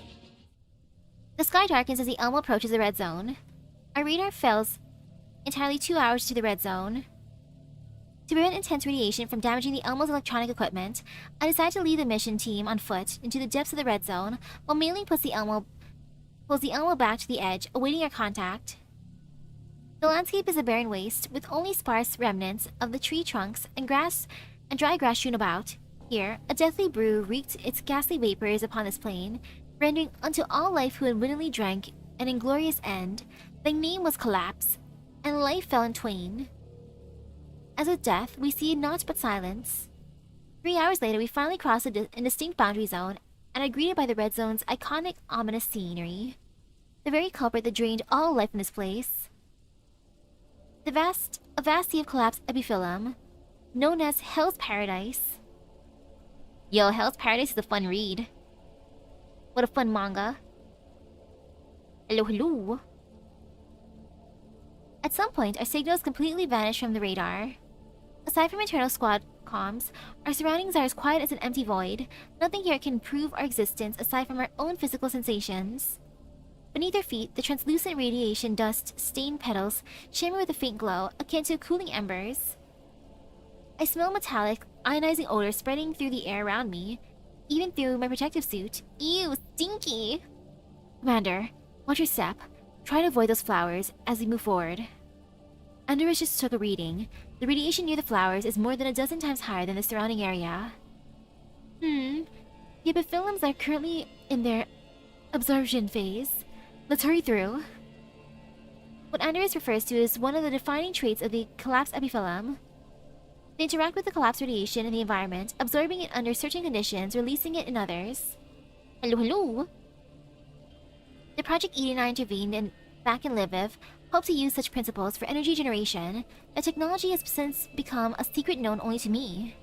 During the collapsed epiphyllum's absorption phase, the collapsed radiation levels in the vicinity drop, but that is only temporarily. The inexperienced would lower their guard upon seeing them seemingly safe levels on the instruments. But this is nothing more than deception, a calm before the storm. Once the release phase arrives, the radiation levels surge, when rendering most protective equipment in a grand cascade. Any creatures unable to take shelter in time will be devoured by the collapsed radiation in a mere moments, plunging them into an abyss of no return. The absorption phase means that the ambient radiation levels are relatively low at the moment, but even so, an ordinary person cannot survive here for long without protection. Yet despite the harshness of the environment, it is also strangely, unsettlingly quiet. No one tried to stop us on the way here. We haven't even seen a single tiny eyelid critter scurry by either. Commander, we're almost at the coordinates. Good. All units, enter alert level 1. The dolls raise their weapons one after another, lowering their stances and slowing their pace alongside mine. Have I been suffering from the heat here? Also, it's kind of funny, there's been storms, but the storms have just brought more hot air, just lots and lots of heat. After passing through the thick mist of radiation particles, what unfolds before us is a sight I never imagined I'd see deep inside the red zone. An intact, towering, magnificent, yet unique, yet antique palace. Pretty. The mist, the banner of the heavens. Nemesis, you've been here before? Beautiful vista of bygone days, gathered into echoes among clouds.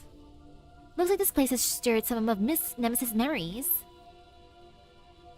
I study the exterior of the old castle carefully, but I find no clear signs of anything unordinary, even though it clearly shouldn't be here.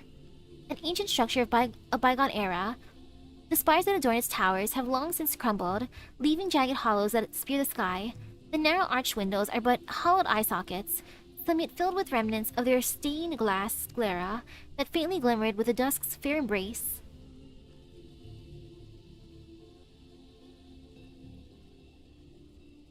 And the heat kind of varies. Like at work, I think it's in the 90s for Fahrenheit.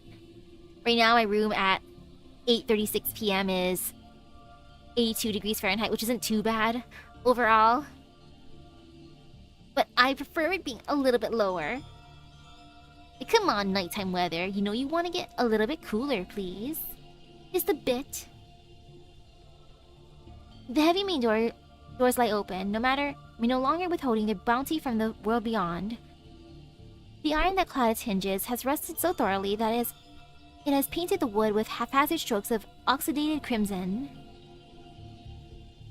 The family crest carved above the gate was far too weathered to make out any fine details.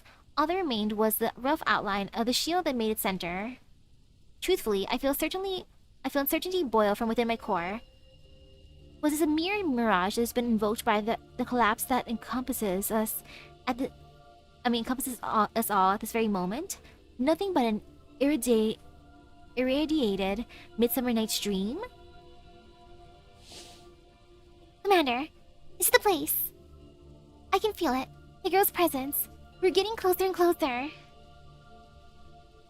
The one thing I just wish, though, is that my work had AC. The AC has been broken since the storm 2 weeks ago, which is rather unfortunate. I'm like, oh, I'm burning up.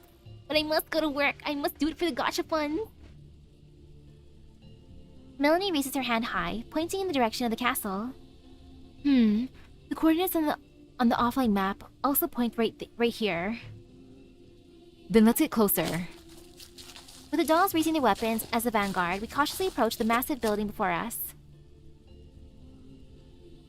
Through the shattered panes of Technicolor glass, I catch faint glimpses of the refined, antique furnishings inside. Despite having been subject to the cruel elements, it remains a microcosm of a time centuries past.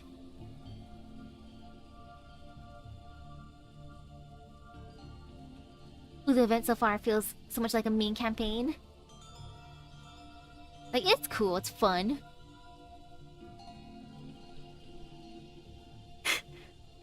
Why does Sextons have her chest exposed like Fujikiseki? Is it like a cooling mechanism for him? It might be. Or not to distract the enemy, clearly. Isn't that the best way to distract your enemies? Like, bam! Oh yeah, I saw that for Fortnite, which is so funny. Like, holy cow, Fortnite has the most wild collabs. Oh yeah, speaking of Sonic, the Wendy's here finally has a Sonic collab, so I got to get one thing, one of the kids' meals, and I pulled Sonic. Like, oh my goodness, the blue guy himself. But I wanted Knuckles. It's okay though. You know, I'll accept Sonic. If I can only get one, it's fine. But I might go back to Wendy's before they run out, hopefully. Is this castle also a Paradise base? No, wait, something feels off. Commander, radiation interference is too strong here. We still can't pick up any signals nearby. Our equipment isn't picking up any active heat sources here, but something could still be hiding in the lower levels. We're not picking up any noise or signal here either. With the same conclusion, we can only gather info on what's on the surface for now. Stare. Hello, hello, Poke's eyes. Melanie, are you sensing anything? I haven't sensed any other presences aside from that girl's distress signal. Indeed, we haven't picked up any clear signs of danger, and that Helena does actually seem to be here. Lukai, take 404 to the perimeter and keep watch for any movement. Secure retreat route. Report immediately if you spot anything suspicious. Rosa, Alva, let's try going in to take a look. If you're going in, then at least let me... It's alright, don't worry. From the looks of it, it's just an abandoned building. If we notice anything off, we'll tuck our tails between our legs and run for the hills. Besides, Melanie says that the girl is in there. We have to at least go in and try to investigate. Fine. I'll keep watch outside. Be careful in there, everyone. We will.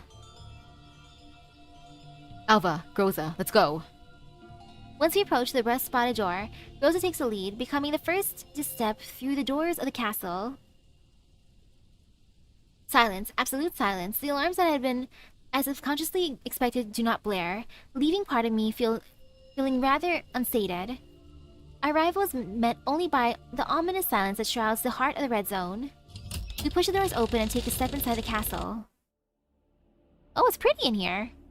The interior is not as dilapidated as I had assumed. Damp stone steps with brick walls on both sides lead up to the great hall. The faintly warm light of dusk glitters through the multicolored glass windows, casting columns of varied hues across the great structure. In the great hall, tables surrounded by several velvet chairs, all arranged loosely. 2 leather armchairs appear to have warped from long-term use.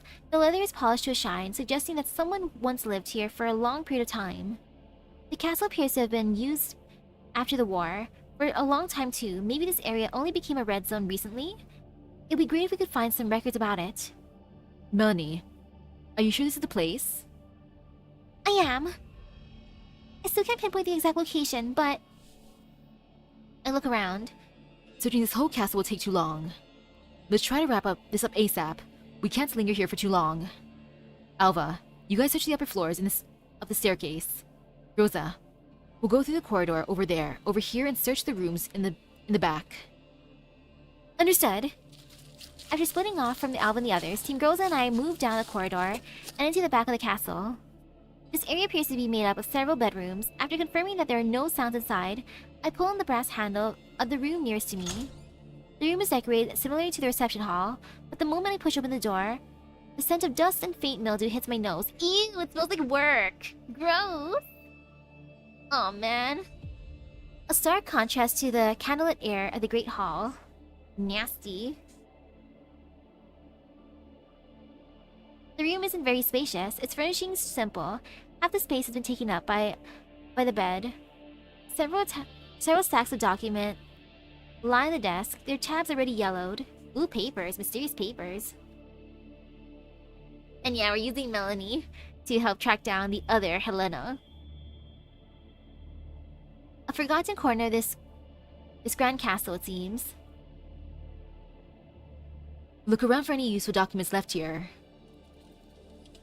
With Krolik and Nemesis guarding the door, the rest of us begin searching through the corners of the room. An old-fashioned antique feel coats the room. Electronic devices are rare, while the bookshelf leaning against the wall is nearly lined with thick volumes, mostly classical texts and novels from a bygone era. I leaf through them without much thought. Something suddenly slips out from one of the books. What's this? I pick up a slip of paper and find what seems to be some reading notes. The elegant script is nearly blurred somewhat, but I can still tell that a woman probably wrote it. I read through it carefully, but find nothing noteworthy.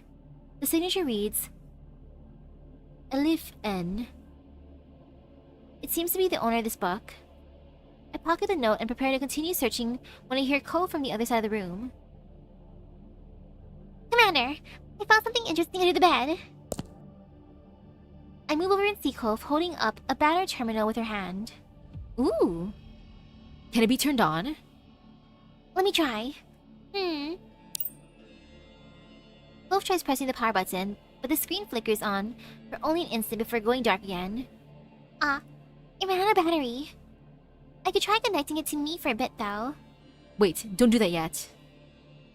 Hold on to it for now. We'll bring it back for Dandelion to sift through. Wolf nods and slips the terminal into her pack. Commander, we seem to have found everything worth looking at in this room. Then let's make our exit. That's a lot of candles. I bring Melanie along and head back into the corridor with Team Groza. Alva's voice comes through the comms as we're about to search the next room. Commander, we're taking fire on the 3rd floor. The enemy is... Nemesis? Fall. Rebirth. The heart wanders far. Sisters. Commander, look at those dolls! What? I don't know when they arrived, but a number of dolls have appeared at the far end of the corridor. Covered in a cloud of dust, illuminated by a faint light, I finally make out what they look like. The same dark skin, the same tied ash gray hair, the same violet pupils, and the same calm, sharp eyes that belong only to the marksman. They are Nemesis.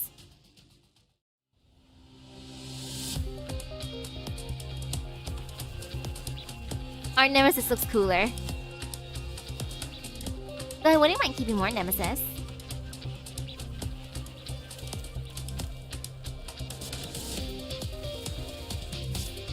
Wait, are they Nemesis?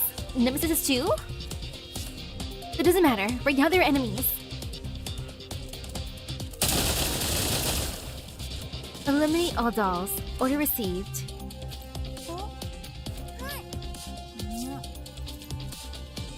I can actually understand what you're saying. This isn't the time to be worrying about that sort of thing. How are you, Nemesis? Can you still fight? Candlelight swirling. She said yes. Alright, in any event, let's think of a way to get out of here first.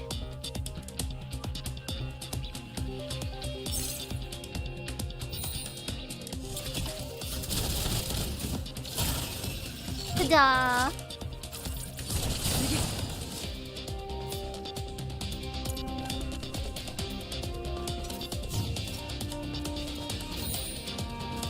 Man. What a paradise of Nemesis. All the Nemesisters.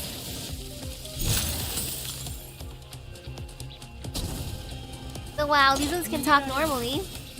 But it's not as fun.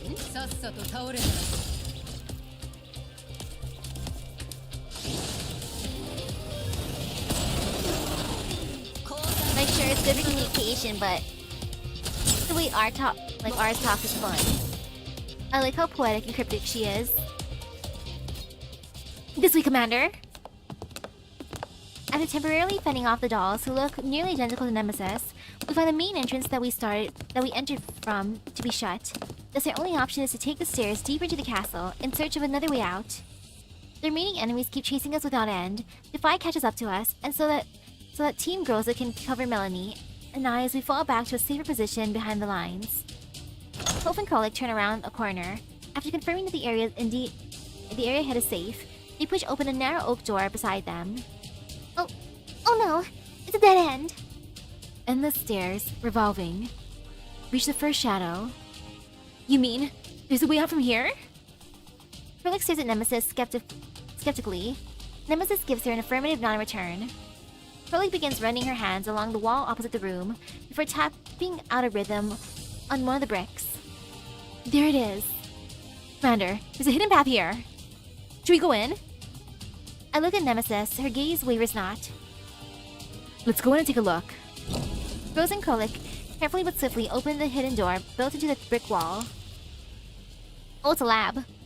It's totally dark inside. The dolls switch on the lights on their head equipment, allowing me to finally take in the layout of this room for the dim glow.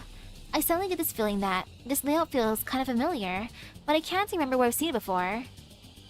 The decor of the room we're in is quite different from anything we've seen so far, or rather, this place can't even be called a room. It's more like a cold, sterile laboratory. A massive culture tank stands in the middle of the room, countless neatly arranged pipes run along the ceiling and floor, stretching into the darkness beyond. Commander, this is the place. I can sense your presence. Melanie lets go of my hand, rushing over to the culture tank's edge to inspect it closely. I follow Melanie over, only to find the tank empty. Nothing is left besides the dry residue of culture fluid. Are we too late? A lab. I hate this. No way. No. Don't worry, Melanie. We're all here with you. No one is going to hurt you. Ugh. To reassure Melanie, I lift her into my arms while doing my best to gather as much information in the darkness as I can. After carefully examining the room, I can confirm that this place is very similar to where we rescued Melanie. The same lab equipment, the same facility layout, even the same plant-style culture tanks. On the side of the culture tank, a metal nameplate reflects a faint glow. H35. So this is her designation. But she really was supposed to be right here. Why is she gone? I search the area but find no other rooms. Right then, the sound of distorted footsteps arrive near the door. The dolls we drove back earlier have caught up to us once more. Commander, I found a secret passage Nemesis mentioned. It leads outside the castle. Should we retreat from here? After all the trouble we took to find these clues, I really don't want to leave without finding the girl Melanie spoke of. But, Commander, this insertion was only meant to be a reconnaissance op. With the huge number of enemies we face and the lack of support, it's best that we extract to ensure the safety of both Melanie and you. I understand. Rosa, Alva, we're falling back for now. We push open the door and slide down the passageway, landing safely on the ground. As the sounds of pursuit fade behind us, we make it back outside, the castle unharmed. Just as Voimastina, the last in our group, lands on the ground, a voice suddenly speaks up from behind us. Greetings, esteemed guest. Who are you? Or perhaps, you're used to being called the Commander? Is this our new daughter? New daughter Geto? Mother and daughter, the progenitor and its offspring calibrate each other in their collective consciousness within the twisted cage they call a family. Wow, so mother and daughter. Can we keep both mother and daughter? Greetings, esteemed guest. Or perhaps, you're more used to be called the Commander? I turn around and find that 3 enormous creatures have somehow surrounded us. 3 Bujums, each at least 5 meters tall, block our retreat from these directions. But there's no intent to attack, instead they crouch low in unison. The figurative 3 Bujum Cerberus stands before us, and they are waiting like obedient dogs, ready to do their master's bidding. The Bujums all have the same electronic collar fastened to a different part of their body, all glowing faintly. The collars seem to be connected via an invisible leash, extending toward somewhere deep within the sea of flowers. And at the end of that leash is a girl who looks to be the same age as Melanie. She holds out an iron ring in her hand. She walks through the endless epiphyllum, moving closer to us, one step at a time. Her movements are light and graceful. She wears no protective equipment at all, which is enough to confirm that she is not human. At least not an ordinary human like me. And ooh, hello, welcome. Nice to meet you. Oh, she's cute! Please forgive my shortcomings in hospitality, ma'am. As her figure steadily grows clearer, I am at last able to see her properly. She can't be human since she wears no protection, yet her exposed limbs are flawlessly perfect, with not the slightest trace of being a doll or neater. The only remaining possibilities is that she's a disguised doll using high-end disguise frame or a Naito. But somehow, perhaps it's because I've already seen so many dolls, I can't shake the feeling that she is something much stranger. The girl wears an expression that borders on serene. Although she stands before me, more than a dozen T-dolls with their weapons trained at her, her eyes seem to reflect none of the enmity that she must see. She comes to a halt, lifts the hem of her skirt with her fingertips, giving me a graceful curtsy. When she sees I grant her no reply in return, the girl does not move forward. Instead, she tilts her head. Mother said that you're an esteemed guest. Yet you intrude upon my abode, absent of intent to explain thyself. Your abode? Shock should not come upon you. I, my mother, and my older sisters, here, we once lived all together. The girl lifts her gaze to look at the old castle before her. Now only I remain here, and loneliness does grasp my heart from time to time. But mother told myself such that we would soon meet, bringing my older sister along with thee. Ah, hope escaped me, for I was convinced that tree would not surely bear fruit. But to my delight, you appear before me. It seems the thread of fate really disconnects you and I. Hearing the girl's words, my eyes drift to Nemesis. Though she did not show anything in her face, some kind of sorrowful, shadowed atmosphere has been looming over her ever since earlier. She remained silent. So, Commander, did you not bring my older sister with you? I don't know who you mean, my older sister. You don't know? Ah. It seems the truth shall not meet between us in our dance of words, for your heart is close to me. How hurtful. No, it's because you've classified me as an enemy, isn't it? Based on what I know, you're a deeply gentle person, but never one to hesitate when it comes to what must be done. Since you've classified me as an enemy, you may very well shoot me dead the next moment. That is perfectly fine. Indeed, that would be most apt. No, I want to adopt her. Come on. The girl speaks calmly with words that seem to carry no emotion whatsoever, yet I find myself becoming more and more confused. I've always been able to quickly tell whether someone is a doll or not, but this time, I still can't tell. To prevent thee from a haughty attack and thus disrupting the most precious exchange, allow me to jog your memory on a few things.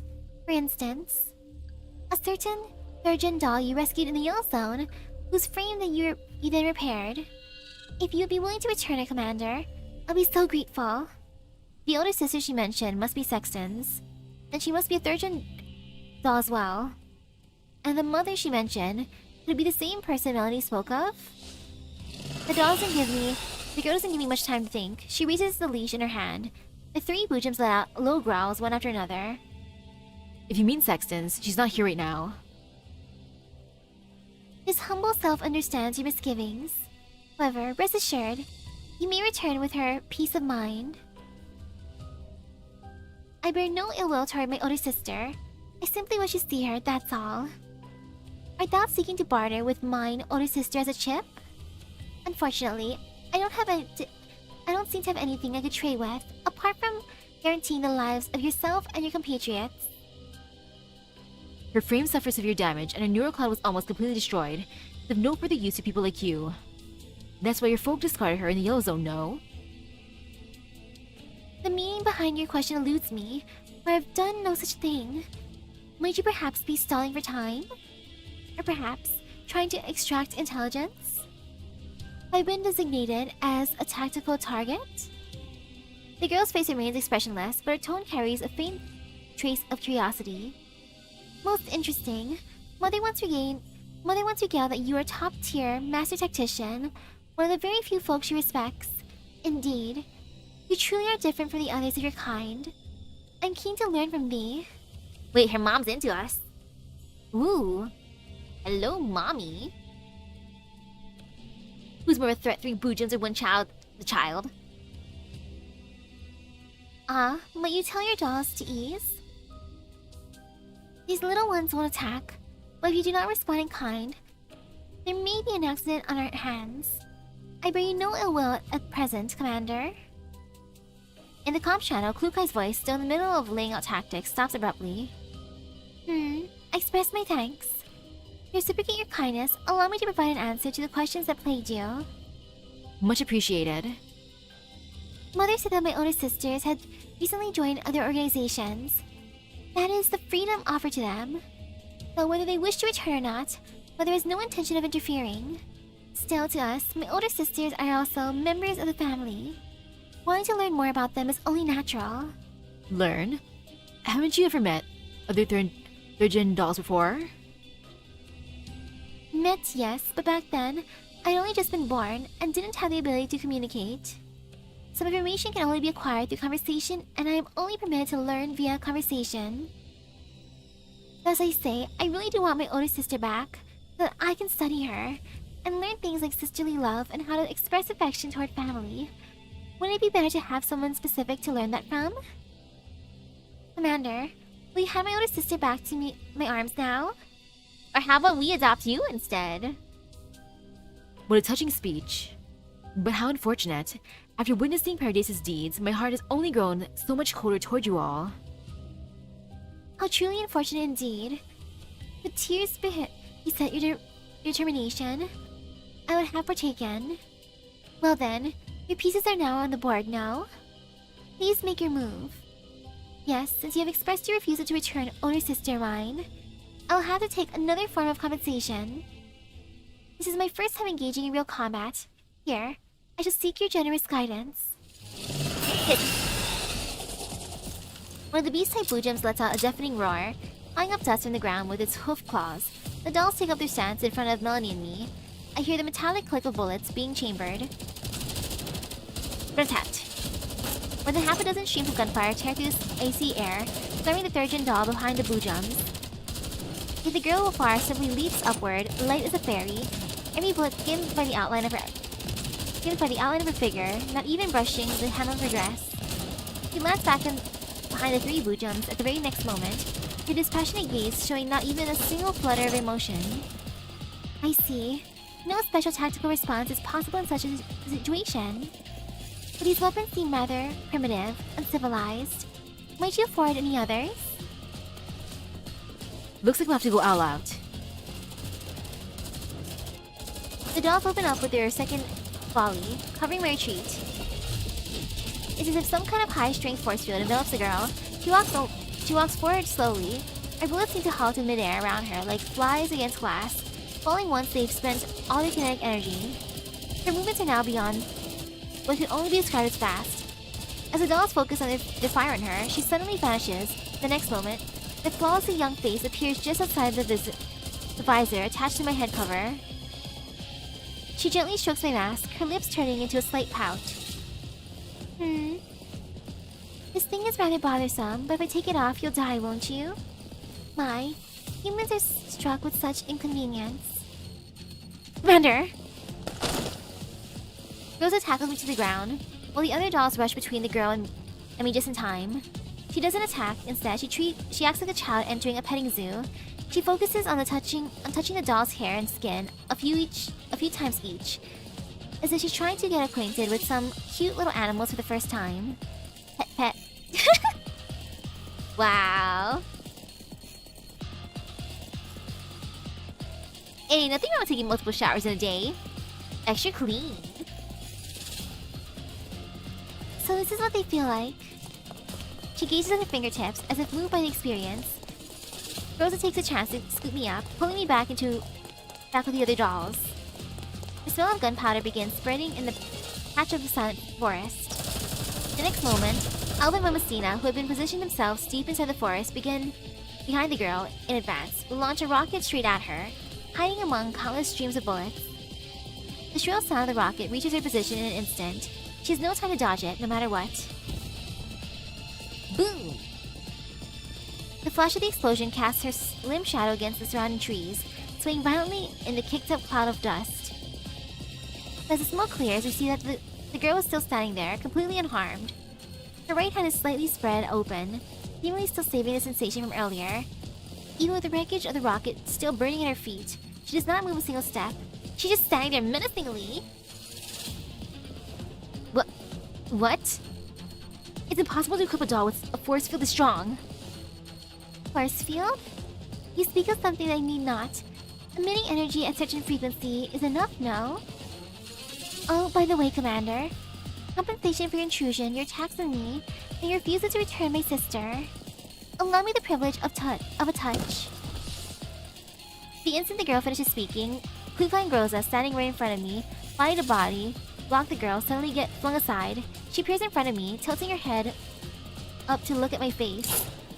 I raise my pistol and fire at her, but she dodges the bullet with a slight tilt of her head. Then she raises a single finger toward me. Oh. Okay. That finger swiftly pierces through my protective suit, easily punching through the bullet-resistant material, tearing into my flesh. Ooh, that's not a good touch. Yeah, that's a bad touch. Ugh. Yeah, okay. Commander.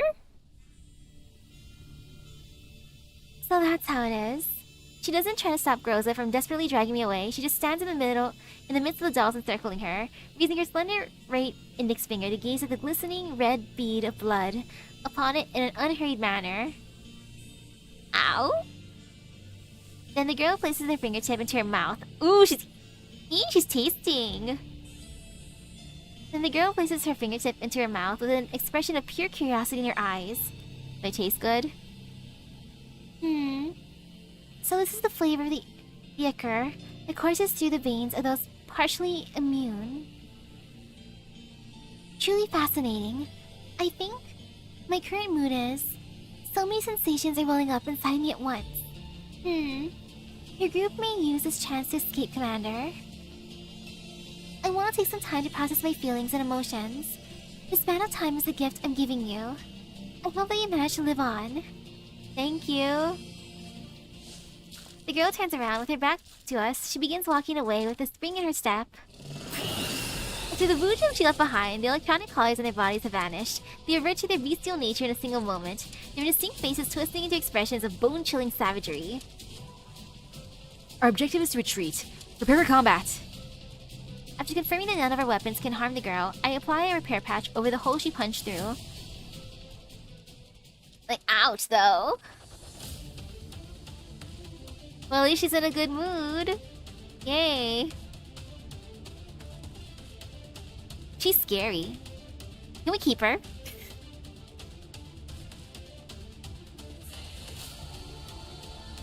I'd want to summon her. Like, tell me more about your mother in particular. I'd like to know more about mommy. Please and thank you.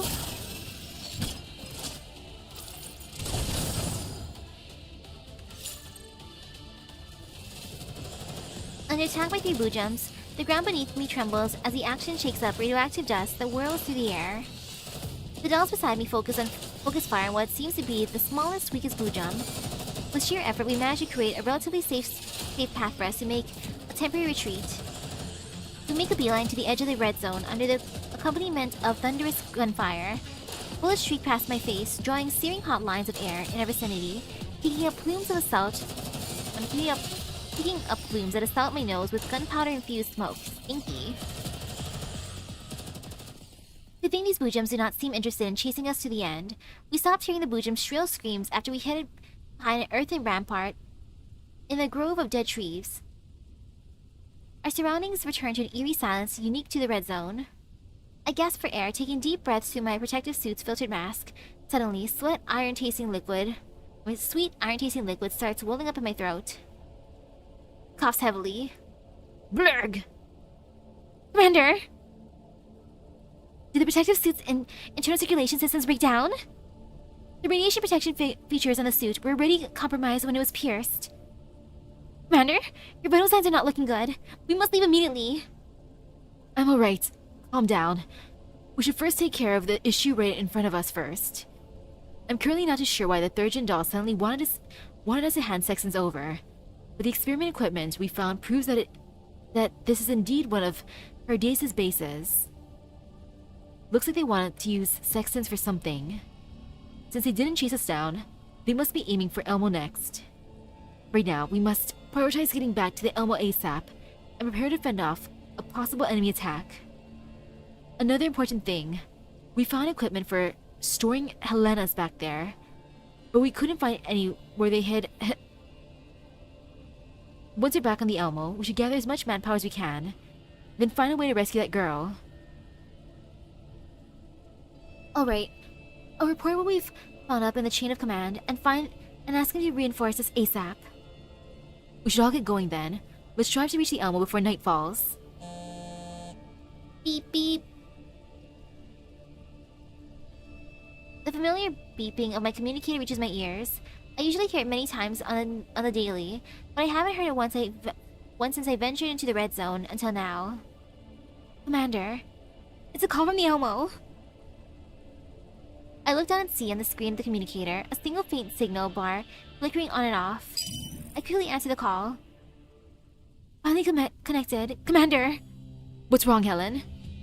30 minutes ago, the Elmo was attacked by mercenaries of an unknown origin again. There are more of them? An ominous feeling wells up in my chest. Looks like the Elmo's location has already been pinpointed, and right now, we have no means of breaking free from our pursuers. Is everyone alright? Have you been able to confirm the enemy's identity? We can't confirm the identity for now, but they don't seem to be the same group as the previous. We deployed 3 squads in the Elmo to engage them, sustaining injuries of varying degrees. But we managed to repel them. Understood. We'll set out immediately, so... No, Commander. Something else just happened, and it's rather troubling. We discovered that Miss Sexton has broken free of restraints when we returned to the Elmo. Uh-oh. She seems to be controlled by something. We had no way to stop her from leaving without injuring her. So Sextons isn't on the Elmo right now? Indeed. We tried to search the surrounding area after she escaped. We couldn't find her. Footprint tracking indicates that she headed to the red zone alone sometime after leaving the Elmo. Even radar, information, even our equipment can't...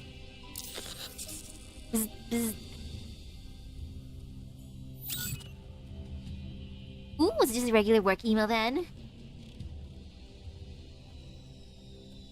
The communicator returns emitting only static, and Helen's voice is cut off with that.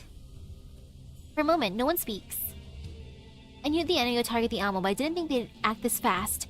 They haven't given me even a moment to catch my breath. Before we set out, we deliberately parked the Elmo at the edge of the red zone in a single blind spot. The fact that the enemy started attacking this quick means that they've been watching us for a long time. Oh, they're telling you there's new stuff to work on? Yeah, that means they're chill. Like, you don't need to turn on that extension. It's fine. Do this. For the ambush that happened before we left, also... Were the coordinates in Sexton's neurocloud and the pulses Melanie sensed all just bait to lure us away? If that's the case... According to the info Helen gave us, Sexton's entered the red zone about half an hour back. We have to find her before the enemy does. Everyone, you've all heard what was said. If Sextons really did enter the red zone, we have to find her ASAP. We still don't know why exactly our enemy is so fixated on her. But if she falls back into Paradace's hands, things will get really troublesome for us. What's more, she's one of us now, so we absolutely can't leave her behind. I can tell that several dolls, curled among them, have some reservations about what I said, but in the end, none of them voice anything. They simply wait quietly for my orders.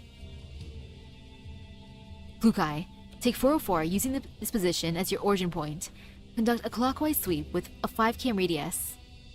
No problem. But are you really going to be fine staying out here, Commander?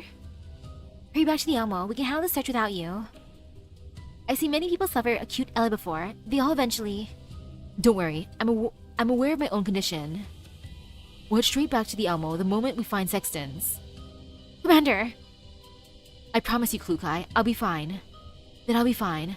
I do have some degree of radiation resistance after all. Trust the woman you choose to follow. Flukai? Understood. I'll find the doll as quickly as I can. Commander, you better remember our promise. Luca departs at 404 right after I return to Alva. She already knew what I was going to say. We'll do the opposite of 404 and rendezvous back here at the end. Alright, as for me... Commander, please stay here and don't go anywhere. Alva rummages through the briefcase what Messina carries on her back. For a moment, they were pulling out a device about half the height of a person, something that resembles a launcher. This is a specialized equipment that absorbs ambient radiation for a short period of time. Its operating duration is very short inside the red zone, but it'll be enough to give you a chance to rest. Please wait here with Team Groza for the results while 404 and Defied conduct our searches. Alright, I understand. Be careful, everyone. If you run into any emergencies, call for support immediately. Stay in constant communication. Alva and Messina prepare to leave. Maritia steps forward to follow, but suddenly, she turns back to look at me, returning to my side. Ritia, what's wrong? It's nothing, I just suddenly thought of something. Ritia smiles at me. I mentioned it before, didn't I? I occasionally find out that I have certain unexplainable abilities. So I thought, maybe I have a way to make you feel better, Commander. Would you like me to try? Without waiting for my response, Ritia crouches down and takes my hand to hers. Oh my goodness, hand-holding. I don't know if I'm just imagining it, but I feel a warm current flowing into my body, starting from my palm. The taste of my blood in my throat slowly fades, and my head no longer hurts the way it did moments ago. How did you do that? Ritia raises her index finger and lightly taps it against my mask, where my lips would be. Commander, it's important to stay warm in the wilderness. Do you remember to dress warmer the next time you spend the night outside? With that said, she ends the dialogue by getting up and following Alva and the others without looking back. Now that all the squads have their missions, the dolls disperse and begin their carpet sweep of the surrounding area. The only sound on the communicator are updates on their own coordinates and status reports. My body, exhausted from the long ordeal, is starting to feel wary. I force myself to stay alert and focus on the reports that the dolls are sending back. A small hand wraps around my palm. I think this is how Baritia did it just now. I want to try it too. Are you feeling better? Melanie looks worried. To reassure her, I lift my hand to pet her head. Yep, I'm feeling much better. Commander, thank you. Thank you for accepting such a selfish request of me. It's alright. I promised you that I'd rescue your companions. My companions? Melanie, do you know how many companions you have? I'm not sure. Such things would only be known by the progenitor. We're nothing more than clone bodies, branches of a collective. Everything we experience will eventually flow back to the progenitor, until it becomes the key to opening that door. The key. Teacher once told us that if we were devout enough, we could change the future and save everyone. When God granted us life, He also entrusted us with a responsibility we ought to bear. So sometimes I do wonder that maybe the Neuters were wrong. But did I really do the right thing by fleeing that place? Did I run away from a responsibility that she said was mine to bear? What is the purpose of my being if I have thrown away that responsibility? I never used to think about much of anything. I just wanted to save everyone. But can I, the me of today, really save the other Helenas? I haven't accomplished anything after all this time. I even put you in danger on numerous occasions.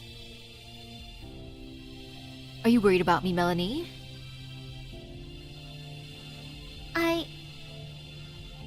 I just think I don't seem as capable as I imagined myself to be.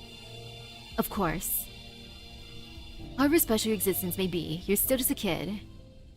This chaotic world should not be your weight to bear. Be it you or any of the other Helenas, none of you have grown up enough to bear that kind of responsibility yet.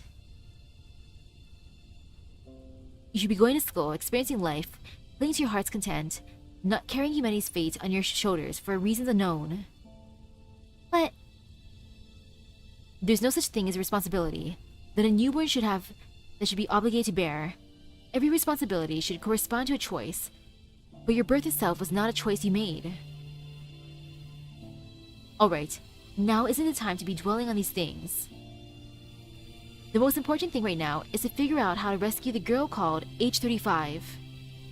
yeah, Speaking of which, when you sensed H35, did you notice any particular conditions for you to do so? If we can find a pattern, maybe we could find a way to establish a connection with her and locate her as quickly as possible. Melanie thinks for a moment. I'm not sure if this counts as anything special, but every time I sensed her, I could, through the girl's thoughts, feel some kind of intense yearning that didn't belong to her. Whenever this happened, she would feel terrible pain, or perhaps we can briefly establish a connection only through such pulses. About this connection, does it have anything to do with the progenitor you mentioned before? I don't think it's because of her. I was far from the progenitor before, and it isn't easy for her to find me. I knew hello. But as for H35, she said that the progenitor seems to be really interested in her. Because she's a girl who returned from Nirvana, she possesses power from the future. So that's why Melanie mentioned before that H35 knew what happened in Lviv. But why would she possess that kind of power as a Helena, clone who would never set foot outside the laboratory? A strange thought crosses my mind. No, I mustn't confuse hope with judgment. The leads we have aren't enough to draw any conclusions yet. Still, the possibility cannot be ignored. The progenitor also seems to believe that the power H35 possesses can make her stronger, so she betrayed us once more, allowing those people to know of H35's existence. And that's how they discovered what was special about her. And that was why she started using her in countless experiments. The girl's in great pain right now. She's constantly forced to feed the strength within her body to something. That something is so terrifying, so powerful. It absorbs everything it can find, turning everything into nourishment for itself. Aww. I'm scared. If the girl keeps... Melanie. I pat Melanie in the back, pulling her from the mire of her thoughts. We'll save her. We will. Melanie gives me a nod before starting to lean on my shoulders. We're being such good parents just now. Look at us.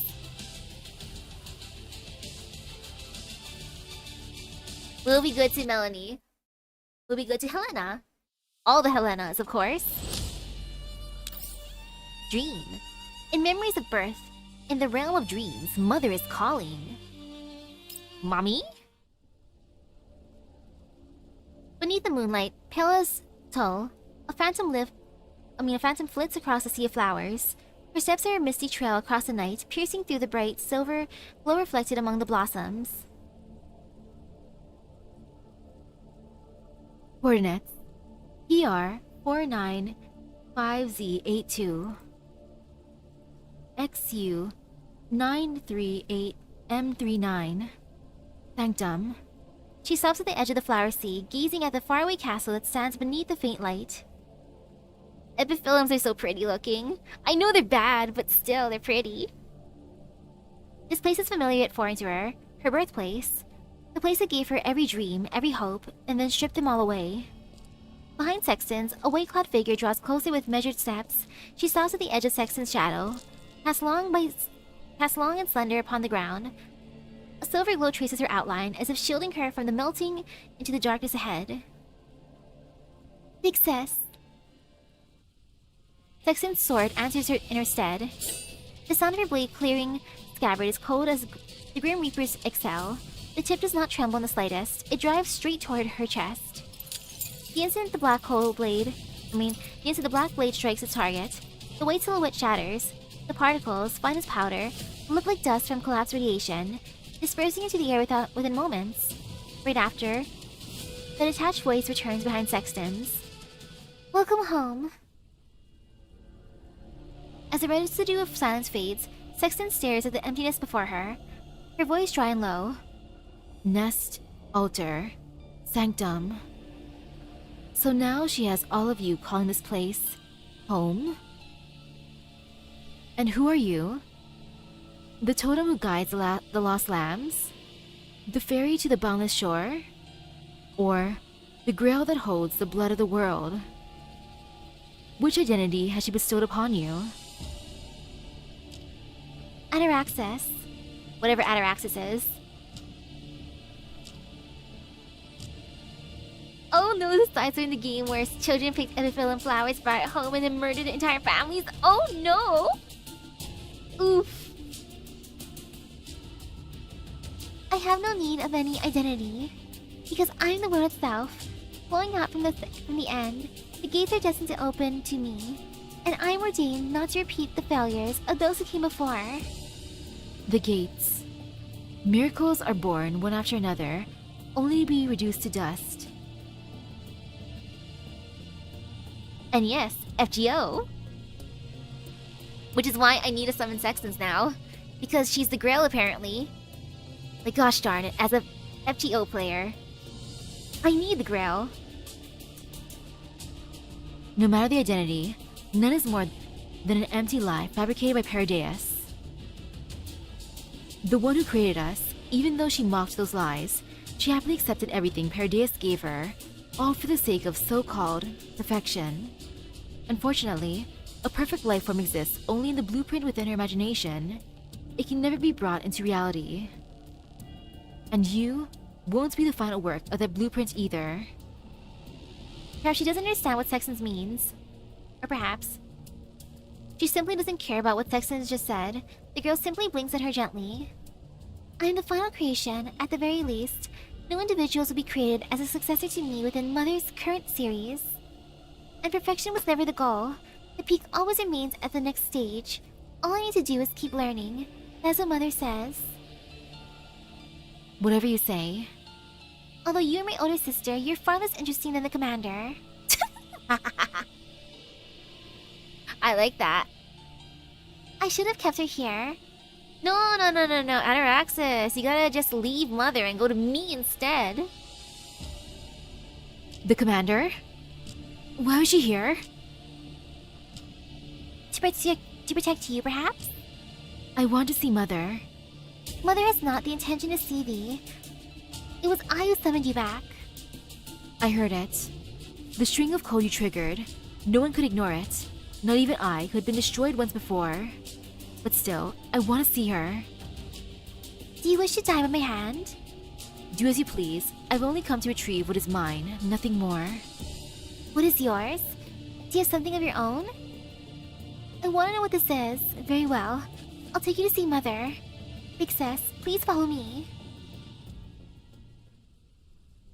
The two of them walk in a row in silence, like the heavy darkness of night and the moonlight that trails in its shadow. Sextons never imagined that she would return to this place again. She left bearing a mission that transcended both humans and dolls, at least. That was what she believed at the time, yet she returned with nothing. And now, at least, she must reclaim that final thing that can prove who she is. Commander, why'd you come? I hope you've already gone back. Mother said this used to be your room, Big Sis. Please rest here for now. Where is she? Mother is still working. Fine. You're nothing more than yet another yes man. I can wait, but if you make me wait too long, something that she wouldn't like to see may happen. What would happen? May I ask? Please do not direct your hostility at me, Big Sis. If I am forced to attack you, there may be nothing left of you at all, even if I use the least bit of force possible. Therefore, it should be thee that yields to please me. There is no point in taking a hardline stance for those stranger than yourself. That is how I see it. If there is something that I don't understand, please teach me. You haven't done anything to the commander, have you? Just a little touch. Ah, so you're learning from the commander? I see, that makes sense then. Since she is a fragile human who cannot even survive here, she must enforce her will and conviction. Even when faced with certain death, she cannot back down. That is how she generates the will to move forward. So your bluster right now must be for the purpose of stealing your own conviction, Big Sis. You are afraid. You fear me. You fear Mother even more. But what you fear most remains. Shut up. Yeah, I drank their blood. The commander, the Tomato Emperor, delicious. SCR-01A247 tries to take a step forward in the darkness. The ground beneath her feet is not level. In fact, we can say that it is strewn with obstacles. And so, unsurprisingly, she falls. Along with a loud crash of metal striking metal comes extreme discomfort from her frame. STR-01A247 doesn't know what to do. All she can do is lie there, helpless. After what seems to be a long time, a gentle voice rises from through the dark. Oh, it's Mother! You've fallen. How does it feel? Feel? Right, you don't know what feel means yet. She takes STR-01A247's hand into her own. You may understand it as a complex, dynamic, biological feedback algorithm. It contains certain sensor readings. For example, right now, in the palm of your hand, the pressure sensor will register 0.3 N of force, and the temperature sensor will detect a heat source at around 36.3 degrees Celsius. This data flows into your neural space, where it is logged as the corresponding behavior. Handshake. Handshake. But if feeling does not end here, aside from the data stream the neural cloud receives, a non-logical evaluation system will provide you with real-time feedback. The emotional module within your neural cloud generates neurotransmitters in your frame, which then log a tendency within your neural cloud space. And the next time, when that 0.3 N of force and that 36.3 degree contact are registered again, the concept of handshake will be directly back into your neural cloud, just like right now. Mother once again takes SCR-01A247's hand and helps her up to her feet. See? I have steadied you. So long as I'm by your side, you will never fall again. Now try walking forward. With worry, SCR-01A247 takes a small step forward. Though obstacles still cover the ground, with the support of Mother's grip on her, the lowest point of her frame finally lands steadily and squarely upon the floor. How do you feel now? Will not fall. Safe. The woman looks deeply satisfied. You see? So long as I'm by your side, you're safe. You understand? Yes. But what if you're not? My child, I'll always be here. At any time whenever you need me, I'll be by your side. SCR-01A247 nods, half understanding, half not. Now, I shall slowly teach you everything about the world, holding nothing back. Everything? Indeed, everything. The woman holds the doll's hand, resting her other hand on SCR-01A247's shoulder. She brings her lips close to the auditory sensor and whispers, in a low voice and intimate, words that flow like divine revelation. For a newly born doll, whose neural cloud had only just taken shape, this is nothing short of sensory overload. Everything means the things I touch will be within your grasp. Every step I take will become the path you walk. The knowledge I hold will be the foundation from which you explore the unknown. The principles I reveal will be the map that guides you through the fog. And the mysteries I have yet to unravel shall be the dawn you meet the future with. My child, you have the chance to become such a being. If the day comes, you will transcend the prison of consciousness, transcend the limits of intelligence, perhaps transcend even time itself. Transcend all the chains that have bound humanity for so long, and become a unique existence in this world with no peer. This will be a thorny path. However, you're blessed that we will support each other. I will hold you steady all the way to the end. Just like how a moment ago, I made sure your feet found solid ground despite the closure of your eyes.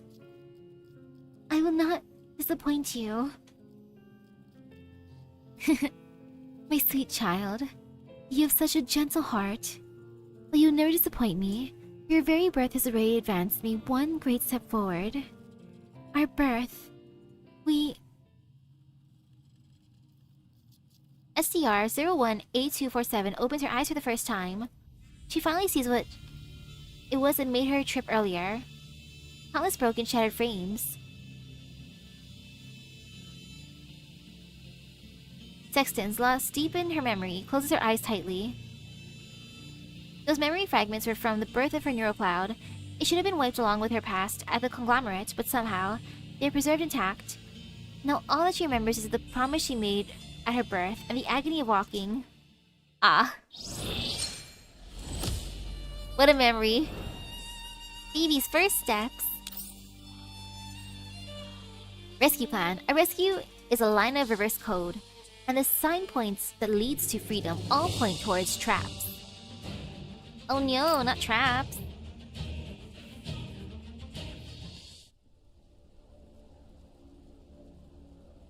The temperature around us drops sharply after nightfall. The faint blue fluorescence radiating from the edges of the collapse of a film makes the air chill more so. I know, right? Ah, what a touching moment between mother and child. Oh dear God, look at the bodies. Melanie drifts off to dreamland as we wait for Sexton to be found. Looks like Melanie tolerates the red zone far better than any ordinary human like me. She's an immune individual after all. It's been nearly 8 hours since we entered the red zone. As the only ordinary human present, my skin has already started to prickle, even with my protective suit on. It has become more difficult for me to breathe as well. A wave of fatigue washes over me out of nowhere. My eyelids start feeling heavy. It's getting harder and harder to retain my focus. Commander, we found traces of activity from Sexton that coordinates PR493Z86-XU938M39. The doll we encountered earlier, which we suspect to be a third-gen doll, is together with her as well. Wakey wakey. 404's report jolts me back to my alertness. Looking at the offline map on my comms device, I see that the coordinates lie about 3 km from us, in our 2 o'clock direction. That's near the castle. The worst-case scenario has come to pass. Commander, do we act? Wait until we link up with you first. Alva, where are you right now? How far are you from that location? We were searching in the opposite direction from 404. We can reach there in about 20 minutes. Understood. We'll head over as well. Lukai, keep watching them for now. Don't make any move until we wind Phi arrive. Acknowledged. 20 minutes later, the 3 squads regroup. But during our approach, Klukai reports a new update over the comms channel. The 2 of them didn't linger outside. They entered the castle. So now another difficult decision awaits me. Thanks to Defy support, the equipment we brought includes a large number of highly destructive weapons. And among them, enough explosives to level this castle. When we entered the castle earlier, none of the squads found any signals of special defensive measures, so if our only goal was to destroy this Paradise base, I could just ask 404 to silently plant explosives around the castle and wait for the right moment to detonate them. I have full confidence that even right now, 404 could carry out the mission without a scratch. The remaining 2 squads would then only need to take advantage of the enemy's confusion to hold position around the castle, picking up any survivors. But now we know that Sexton just went inside the castle. Even though she did a lot of work for the conglomerate, she helped us greatly during her time with us aboard the Elmo, whether intentional or not. What's more, she carries many of the leads I'm interested in. If we want to bring Sextons back with us, then that brutish, straightforward plan must obviously be thrown away. I stare unblinkingly at the nearby castle. Bathed in the moonlight, its sky-piercing spires look unusually sharp. The stained glass windows leak faint hints of light, though from this distance, it's impossible to tell whether any figures are moving about inside. Danger! Don't! Commander! Melanie? Noticing that Melanie's awake, Groza sets her down on the ground. Melanie rolls her eyes. When she realizes that she was dreaming, she stumbles over to me in unsteady steps. Commander? Had a nightmare? Yeah, but this time was a little different. Maybe it's because we're so close now. The scenes in my dream became much clearer. What did you see this time? What's wrong? The powerful being I was sensing is changing. Commander, if we don't hurry, she'll be devoured. Devoured? Melanie, take it slow. What is going to be devoured? Uh-oh, that's not good. Melanie falls silent, her body trembles, and her thoughts too seem to be in disarray. I really want to keep pressing her, but seeing how frightened she is, I can't bring myself to make her relive that scary sights that plagued her dream. Still, based on what Melanie has sensed before, whatever appeared in her dream is almost certainly connected to this castle. Looks like danger is closing in. The longer we sit here, the more likely it is for things to spiral out of control. I have to make my decision immediately, no matter the outcome. Commander, Andrews just found records on a historical building in an offline database. It looks really similar to the castle in front of us. It was built in the 16th century according to the records. Later requisitioned during the war between the NSU and the URNC, it became the private residence of a warlord after the war. Also, the castle was a protected historical landmark before this area became a red zone, so we have detailed restoration diagrams and info on its interior structure. I share the info with the squads and uploaded them to each of your devices or your databases. They may be old, but they should still be in some use. The terminal I'm holding quickly receives the images sent by Andres. Not only do they show the building's exterior and interior structures, they also show the room layouts and even the details of the piping. I quickly skimmed through the building's overall structure. It doesn't differ much from our own experience of the castle from earlier. But when I try to locate the hidden room that Nemesis led us to on the floor plan, all I see is a solid wall. So there are some discrepancies after all. Looks like a newer owner added it. But how did Nemesis know about it? Forget it, I'll ask her once we're back. Our priority is to get Sextons out, and if possible, find a way to destroy this Paradeus base. The enemy may have anticipated my next move, but if I let something like this stop me, I would have died 10 years ago.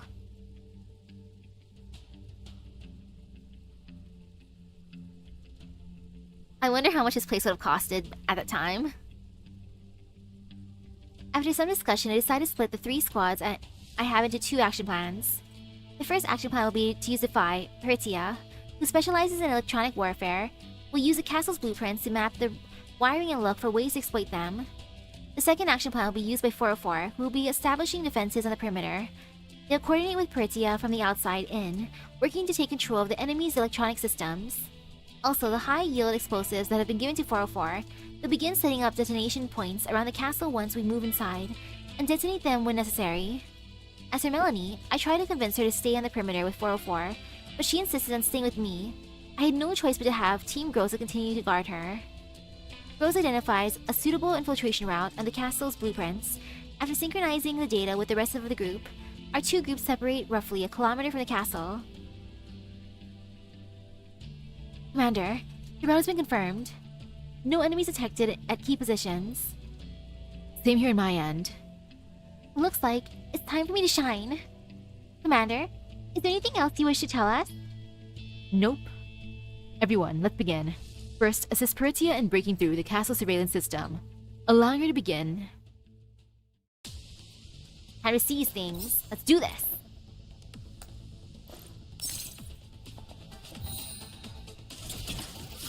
This'll be fine.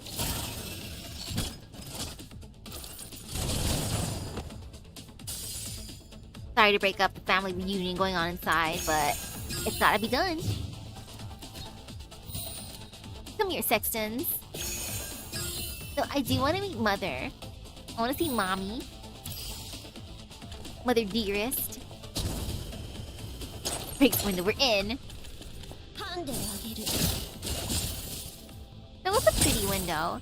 Let's go in through... what's the old house? I assume it's chimneys.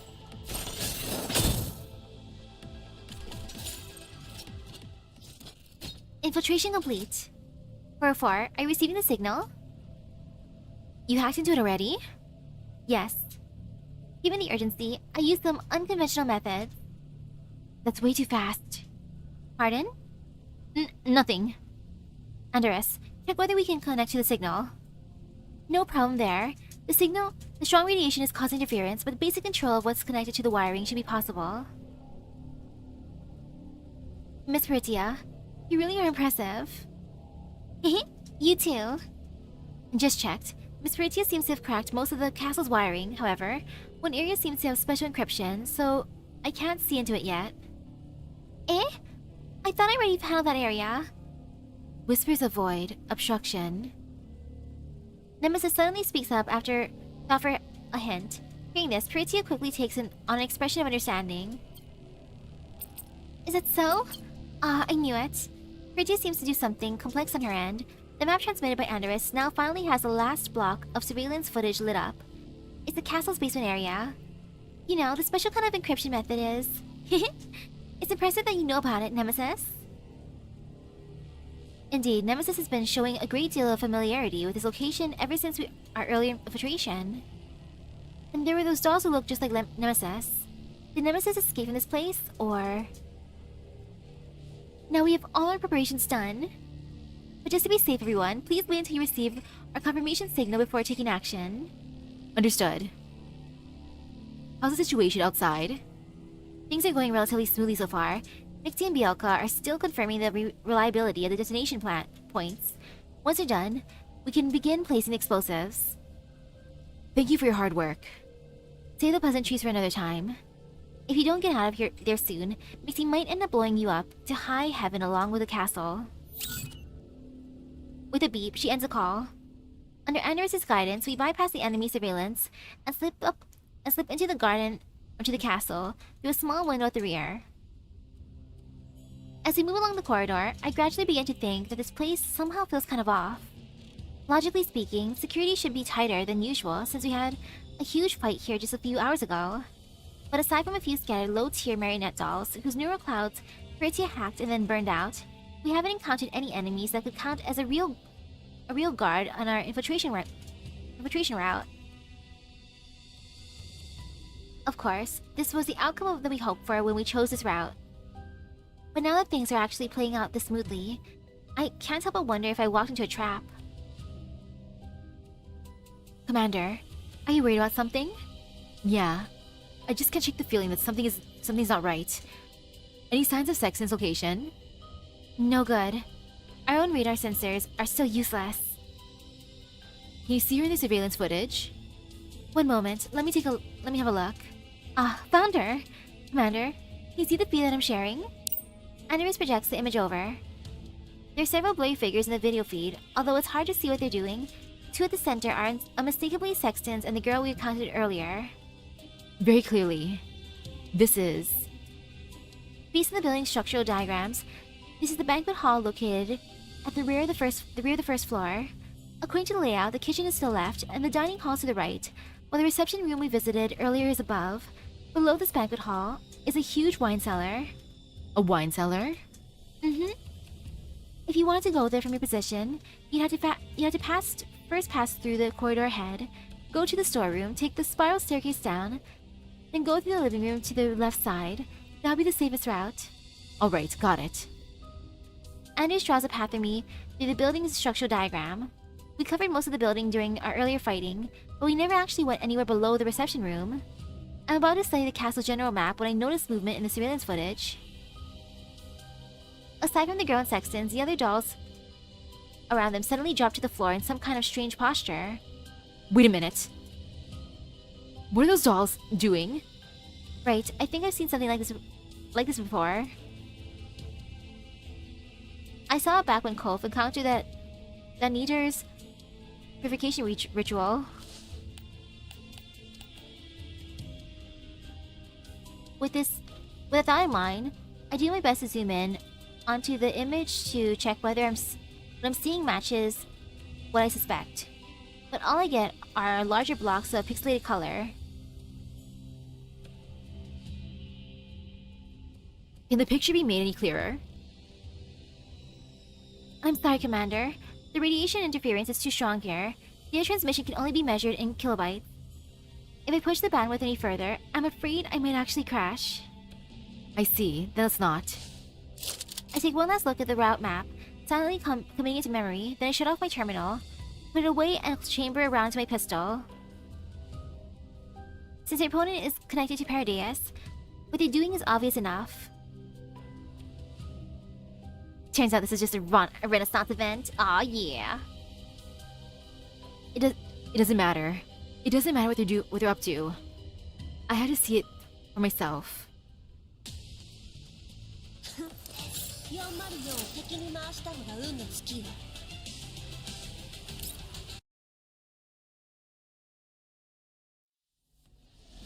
Mana crashing the last rent bear.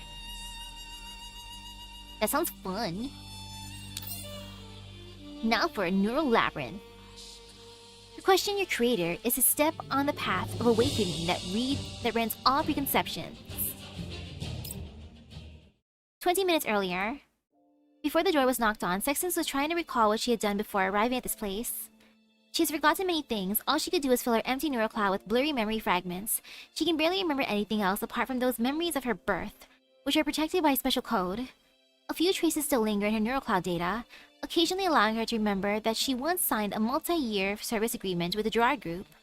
Of course, the contents of the agreement have long been wiped clean alongside the rest of her data, replaced by painful memories that she would rather not revisit. A certain woman acting as her mother tricked her into participating in that experiment, and since Sextons was the failed product of it, she was carelessly thrown away like electronic waste. Soon after, she met the woman known as the Commander. The Commander took her in and tried to make her an ordinary doll like those second-gen dolls she once looked down on, those dolls who lived some kind of Philistine ordinary life. With them, there were no more enemies that could be dominated, no more riddles that must be solved. Neither was Mother there, telling her and her sisters that they must create some new world. Her powerful frame, superior neural cloud, supremely sophisticated algorithms, all that prowess, now reduced to the act of pouring a cup of coffee or making dinner. At most, her neural cloud has to remember to beat some high score sitting in a game console. What's this? Is this all she is? Is that all a doll named Sextons does? Then what is the value of her existence? Since she did return to where it all began, this time she intends to find out once and for all. Mother's not where you see, Big Sis. Lead the way. The murals once painted in dazzling colors on the hall's dome ceiling have long since faded. Gold leaf and dark red undertones now look like dried bloodstains. Pale moonlight streams down through the arch windows, casting faint patches of light upon the floor. Sextons walks up to the stone stairs paved with red carpet. Dozens of dolls stand on either side of the hall, yet she can only hear her own footsteps.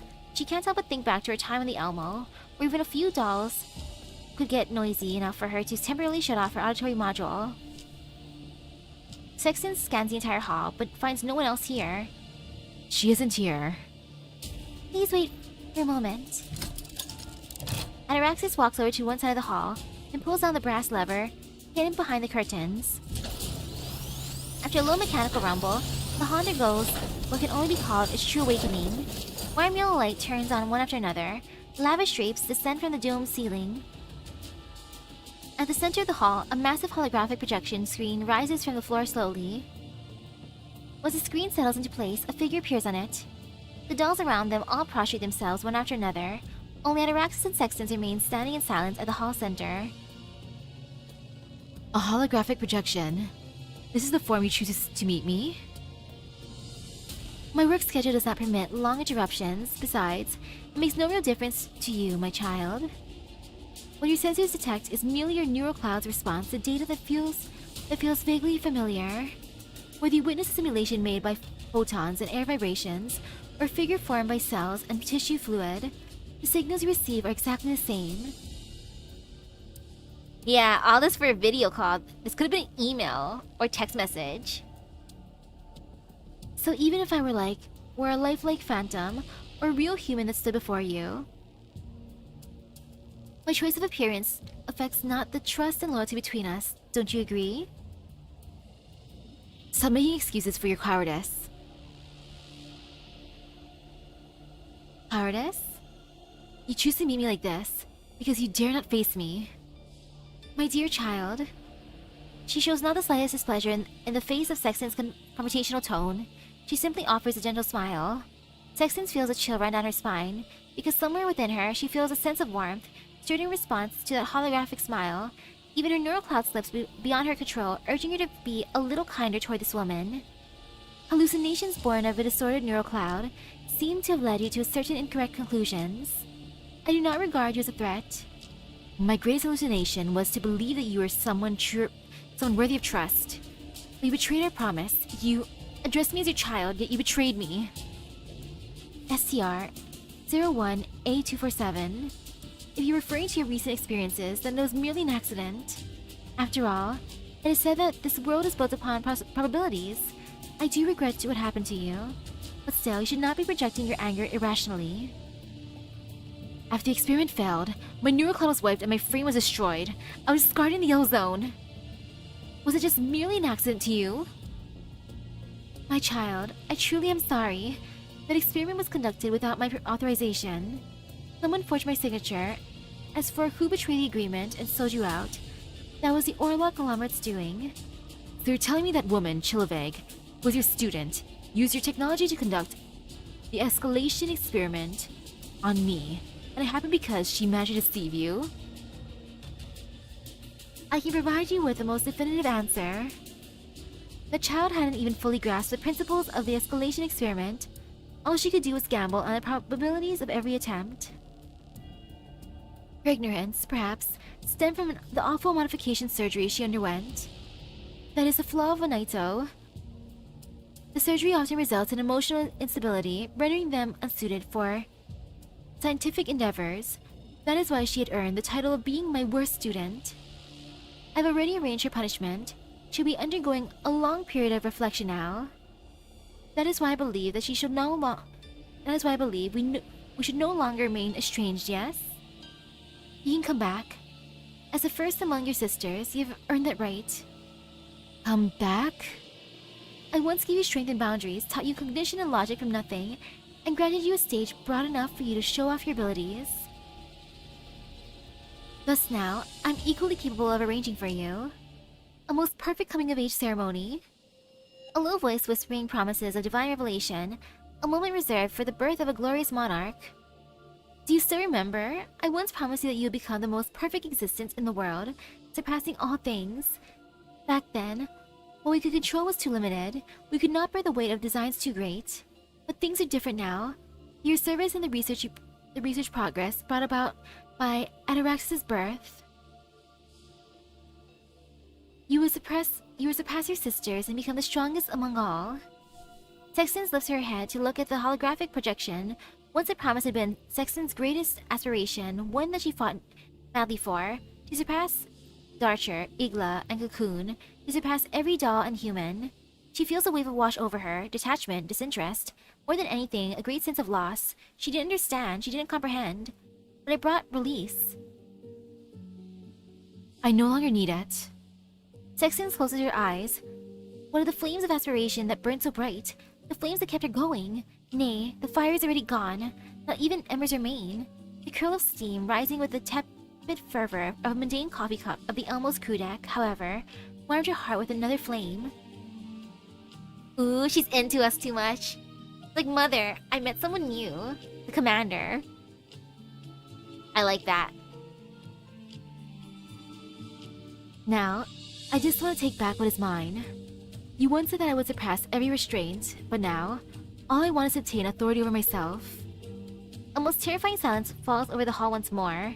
After a long pause, a faint sigh comes from the other side of the holographic projection. Then, that sigh shifts to a soft chuckle. You've really impressed me. The commander truly does have the power to change it all. Very well, my child, since I do indeed owe you something, and your efforts have indeed earned you my respect. But what makes you think that I'm capable of granting you authority over yourself? Because you are a creator, aren't you? Then you should know that I have no need for any protocols to keep your loyalty. If I wanted servants and soldiers who obeyed unconditionally, I would simply order them from IOP or manufacture more niters.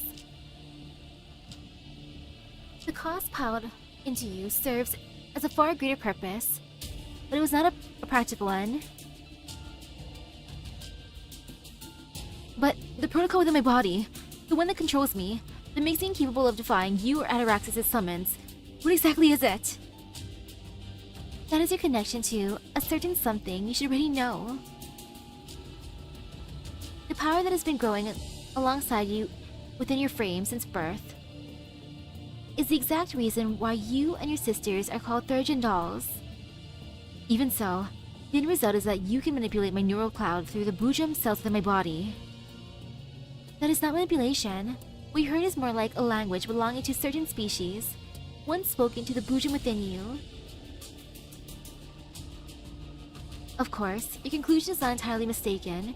Your neural cloud can be interfered with, and partial control of your frame can be taken over. That much is true, but that was necessary price for the many performance advantages you hold over other dolls. Yeah, I want just like a maid, Mom. It's not a phase. I want to make coffee. If you truly wish to be free of its grasp, no matter what, you simply need to pass a single trial to learn how to control it. A trial? You will see, hear, and touch another world. It is where every doubt within your heart will be answered by God. Whatever you say, Mother. I'm just seeing how much I did so far. So I did 1, 2, 3, 4, 5, 6, 7, 8, 9. That's pretty good. And then I have 1, 2, 3, 4, 5, 6, 7. Ooh, I should be able to finish tomorrow then for sure. I'll finish it after work and then I'll finish it before, like, for sure before I play Digimon. I gotta tell my buddy Gunther though, like, potentially I might be late to Digimon, hee. Because I want to finish the event in time and not have to worry too much. But for now, let me just throw some pools at Sexton's, you know. She can be silly, she can dress up as a maid. All for the grail. Let's go! Please be kind. I'm guaranteed her, but I wanted to come home like semi-early, so I don't have to use too many or too much funds. Blue. Oh, how nice. Look how reliable. Thanks. Thanks, Groza. How sweet of you, Groza.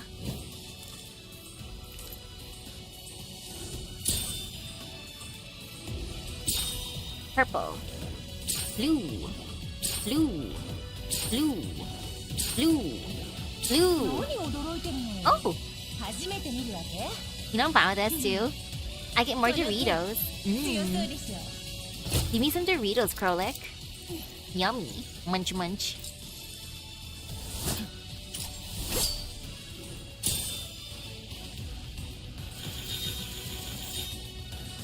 Dorito time.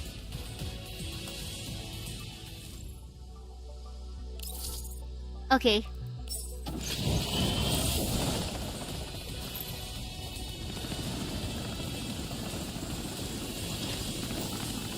Why couldn't it be yellow?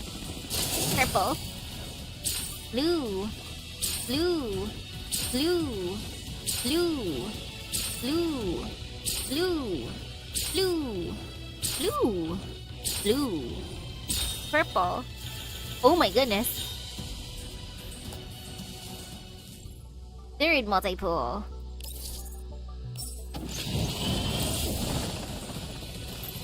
I love the color blue except for summoning in gacha games. Blue's always bad.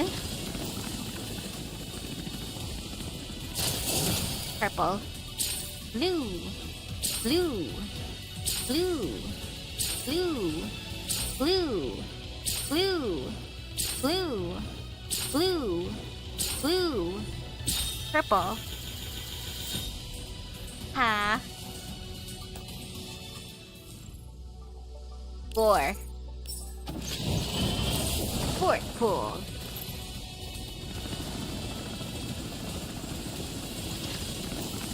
If it was the other way around, I'd be happy because I like the color blue. Blue. Blue. Blue. Blue. Blue. Blue. Blue. Blue. Blue. Purple. Yay! Whoopee!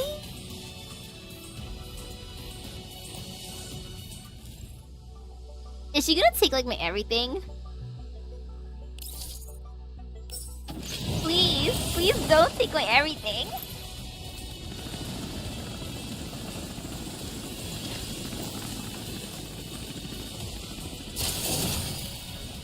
Blue, blue, blue,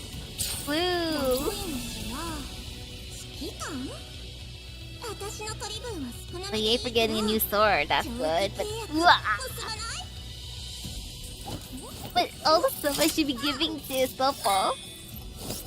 Well, I have like a month to prepare, so it's not too bad, I guess. And all my Doritos.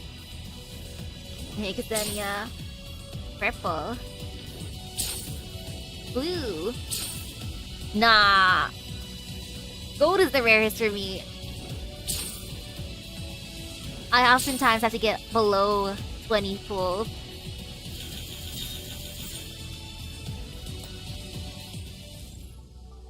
Well, she's gonna come home right now, right? She's not gonna take all of my collapse pieces, right? Right?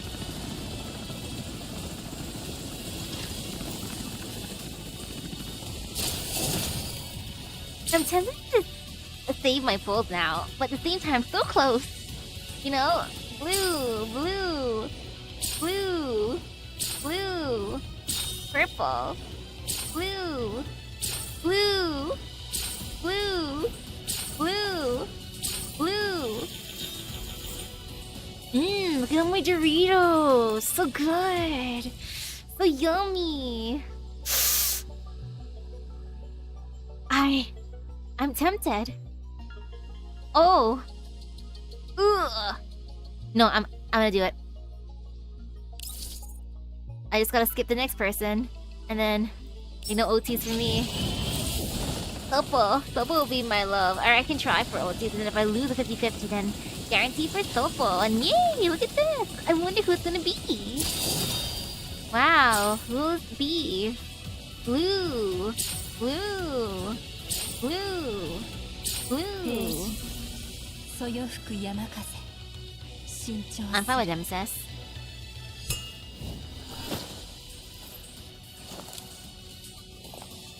More Doritos. Lots of Doritos for me. Oh, they're so full.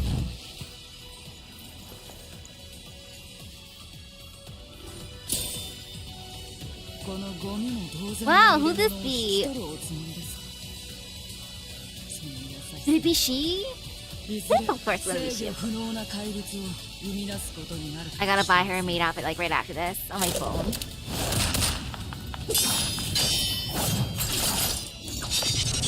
Ta-da!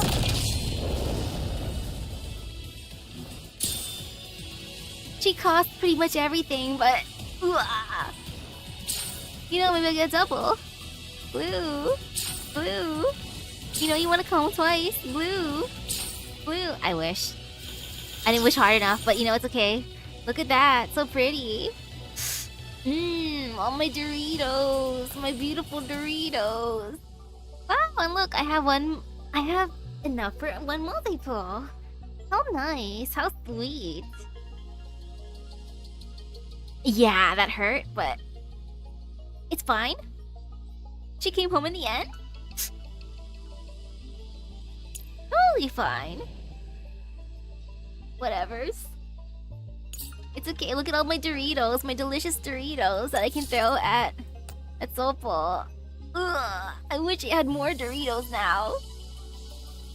I can just get rid of some purple weapons, it's fine.